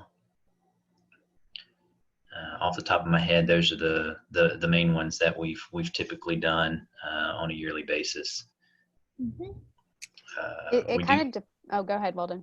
I was gonna say we do have a club team. It's ultimate frisbee, and they have a special set of guidelines that they will follow by their governing body. I'm not sure the name of that, but it's like USSA Ultimate or something like that. That has they've come up with their own policies and procedures for keeping players safe during that. So Ultimate will continue as a club sport. Yeah, and I do know that it kind of depends on interest too. So I think one year we actually had badminton as an intramural sport. So if you're interested in something but you see that there isn't one listed, Mr. Ken Underwood is in charge of our intramurals, and he can help you with that. So if you get enough people interested in just about anything and that we can accommodate, then he'll probably work towards that. So. I see a question here. It says, can athletes participate in Genesis weekend? Yes. The answer is yes, yes, yes, yes, and yes. We highly encourage, there are parts of Genesis weekend that are mandatory for all freshman students. There are some parts that aren't. And we have asked your coaches for you athletes to work with you guys and be gracious to you guys if you want to participate in Genesis weekend events that aren't mandatory, for you to still be able to do that without punishment per se or repercussions for missing something with your sport. We've also had a couple of people ask, can students attend church off campus? Yes, students are allowed to attend off campus. We encourage you to get plugged into a local ministry. We feel like that's a vital part of growing and learning, is being involved in the community. Obviously, with COVID, things may look a little different than they typically do, but we are not limiting you in where you worship. What is the dress code for campus? I can answer that one. I will say once you get here, we'll go into that into more detail. But basically, we just ask modesty. Our handbook does go into a little bit more detail as well on that. I would encourage all of you to look at our handbook, read it over before you come on campus, and those guidelines will be there. The specific rules on everything basically that you need to know are in that handbook. I will have some type of meeting, whether it be via Zoom or a video or something like that, with all the new students, the new girls in the women's dorm, to go into a little bit more detail about dress code and things that we expect of you as a student while you're living in the dorms. So I'll go into detail, but if you want to know beforehand, feel free to send me an email and we can chat about those specifics. Oops. We had another question about chapel. What will be the different ways students can get chapel requirements? And I noticed that the question also came from a commuter student. So we might want to address how chapel works for commuter students as well, and how is it different from students who live on campus?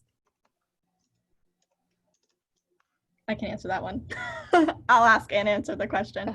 So yeah, chapel will look different this year, as we already discussed. Students will only have to go to the main session once a week instead of twice a week to promote social distancing. But commuters don't have to attend in person if they don't have a class that is right after chapel. We don't want you to have to drive all the way to campus just to go there. So you can join us online for chapel and submit what we call a chapel makeup so that we know that you watched it online and you can get credit that way. Since we are offering fewer group chapels, students will still go to campus-wide chapels, but only once a week, and students will still have small group chapels once a week as well.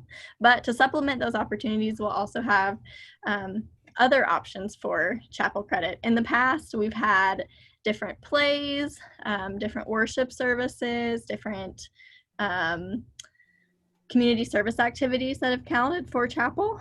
We don't have a list yet of what those opportunities will be this semester, but I think that they will be similar to the opportunities we've offered in the past. So look for those things. Sometimes there are worship services like in the men's dorm or in the women's dorms, and those can count, things like that. But we will keep you informed once the official list is published. And we had another question. Is there a curfew? Yes, we do have a curfew on campus. Currently that curfew is midnight for weekdays, Monday through Thursday, and 1 a.m. on the weekends, so Friday through Sunday. Yep.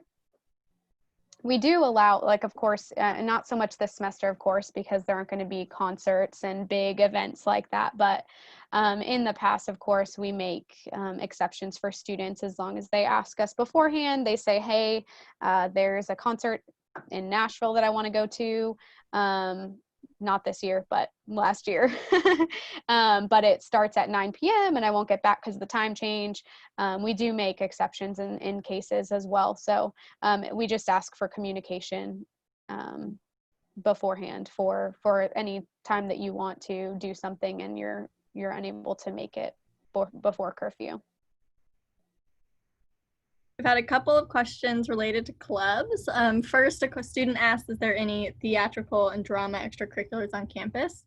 The answer is yes. We have offered some kind of fall play and some kind of spring play in the past couple of years. Of course, COVID may change that. It might not be safe to put on a play in the traditional sense, but Tammy Weatherly is in charge of our theatrical performances, and we will reach out to her and let you all know what those opportunities will be this semester. And another question was, can students start clubs on campus? Absolutely. SGA, Student Government Association on campus, is kind of the captain of all clubs. So if you have a question about how to start a club, you can go to our SGA on campus and they will help you do that and let you know what all the requirements are and how to get funding and that kind of thing. Other questions? Says, will there be open dorms on Fridays? Yeah, that is a great question. Yeah, we are going to have open dorms. We're not sure of the schedule of it yet. We usually get with our SGA president and kind of work out a schedule so that we're not doing things at the same times as bigger events and things like that. But yes, we do want things to look as normal as possible for this fall. And so part of that means open dorms. There will be, of course, guidelines that we have that students need to follow. But yeah, we want you to hang out with your friends and be able to experience that open dorm life.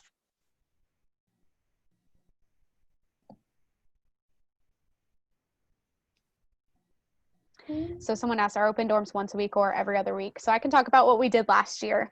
Last year, there was an open dorm every single week, but it was rotated between the women's dorm and the men's dorm. So one week it would be Johnson Hall, the next week it would be Brown Hall. I'm not 100% sure if that's what it's going to look like for this year. We'll let you guys know as soon as we have worked that out with Morgan Cast, who was our SGA president. Mm-hmm. Great. Any other questions? Keep watching it go through. I know we've overwhelmed you with information today, and we want to continue offering opportunities to ask questions. So there's still time to chat in now. If you have any questions after we're over with this, feel free to call admissions or email your admissions counselor or call the admissions department, and we will always be happy to help you answer any question that you might have. And the Royal Welcome website will continue to be a useful resource for you. TVs in dorm rooms. There are not any TVs currently in the dorm rooms, but you can absolutely bring a TV with you.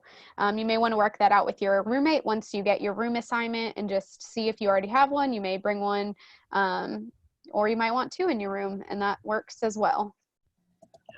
And there's no cable hookup in the dorm room. There is one on the wall, but it doesn't go to anything. So you can't, we don't offer that, and you can't purchase it and have it sent to a specific dorm room either. So if you do any TV watching, it's got to be through DVDs, VHSs, if anybody knows what that is, or streaming through Netflix or YouTube, whatever your platform is for streaming.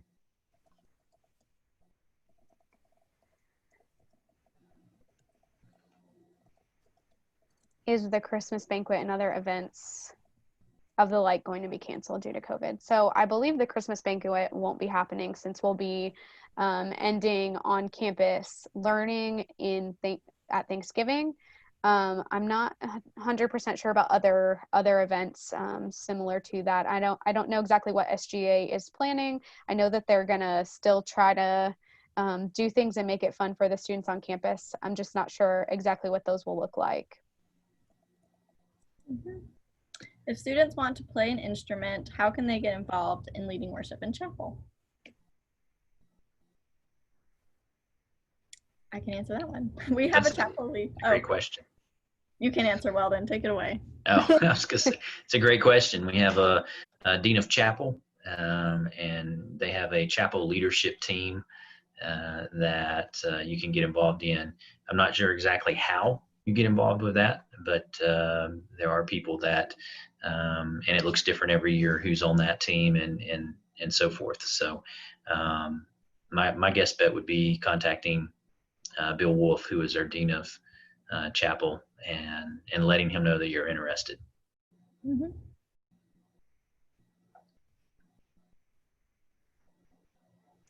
Can siblings on campus, one in the dorm and one in non-traditional senior housing, be around each other without a mask? It's a good question. I think we would look at, so we're looking at you and your roommate, if you're in a double occupancy room in the dorm, as your family unit. And we're looking at the non-traditional and anybody that's living in their non-traditional unit as the family unit. And so anytime that you guys are, so for in the dorms, guests will not be allowed in the dorms on a regular basis as they typically are. And so we're not going to allow, we don't allow guests in the dorms. For the non-traditional units, we're treating them as an adult. It is for senior transitional to your actual non-traditional unit. It's like a house. So who you allow in your house is up to you, and how you conduct yourself inside of that house is up to you. And obviously we're asking that you social distance and wear a mask when you're outside of your family unit. But if you decide to let somebody into your non-traditional unit and not wear a mask, then that's your choice.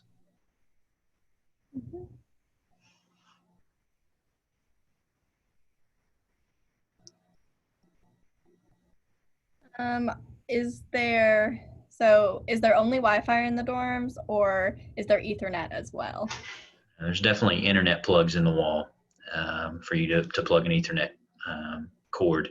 And if you plan to do streaming, lots of streaming or lots of gaming, then we recommend that you do bring that cord to plug into the wall, because as great as our Wi-Fi is, when you put 500 students trying to stream something, it's going to bog it down. So having a wired connection works a whole lot better. Mm-hmm. We have just a few minutes here left. We'll try to wrap this up around 4. So get those last minute questions in. We'll be watching the chat.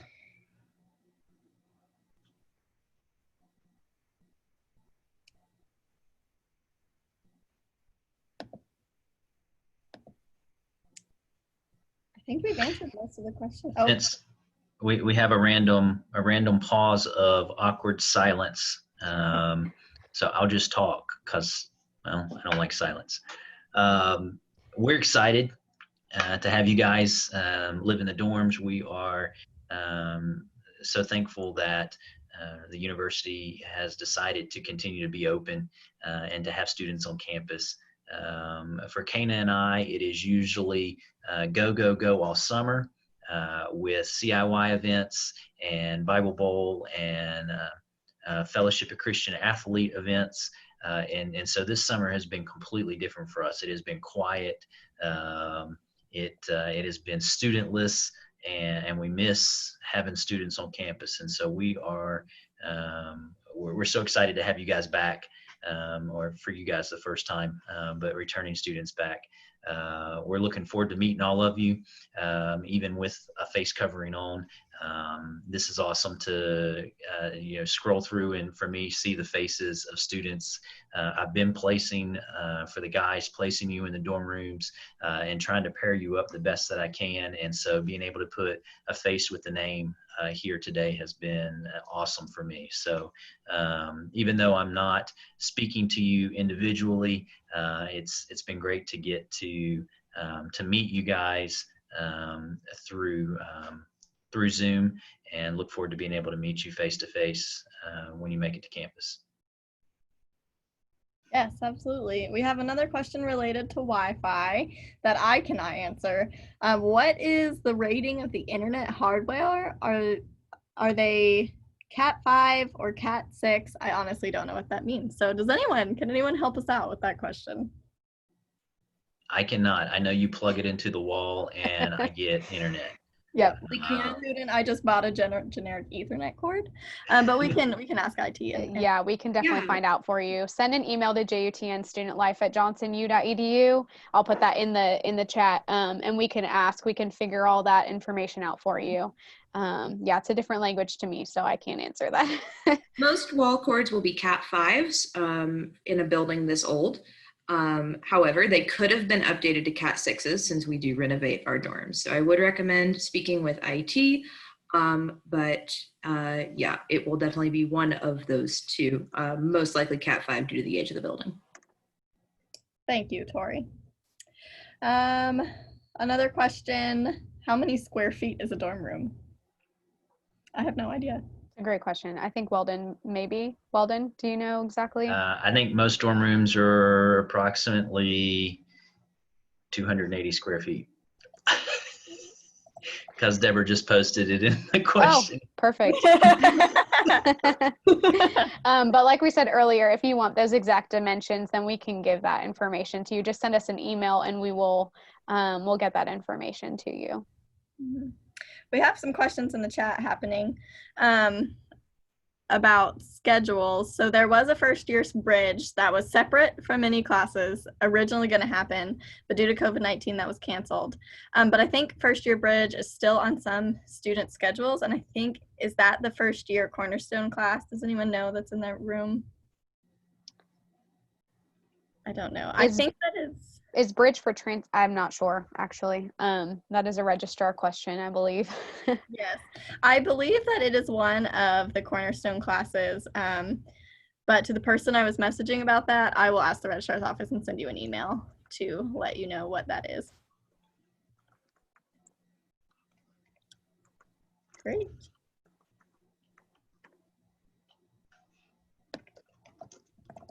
I put the registrar's email in there as well, the main email for the registrar's office. If you guys have any questions regarding your schedules, feel free to contact them. Mm-hmm.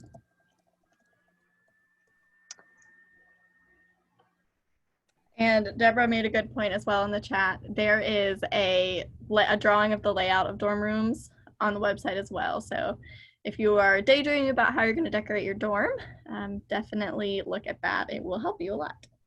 I also want to let everyone know to make sure that you guys are filling out all the forms that you need before you arrive on campus. I'm sure Lauren has gone over this multiple times, but I just wanted to remind you again as well, you can view your student checklist on my.johnsonu.edu.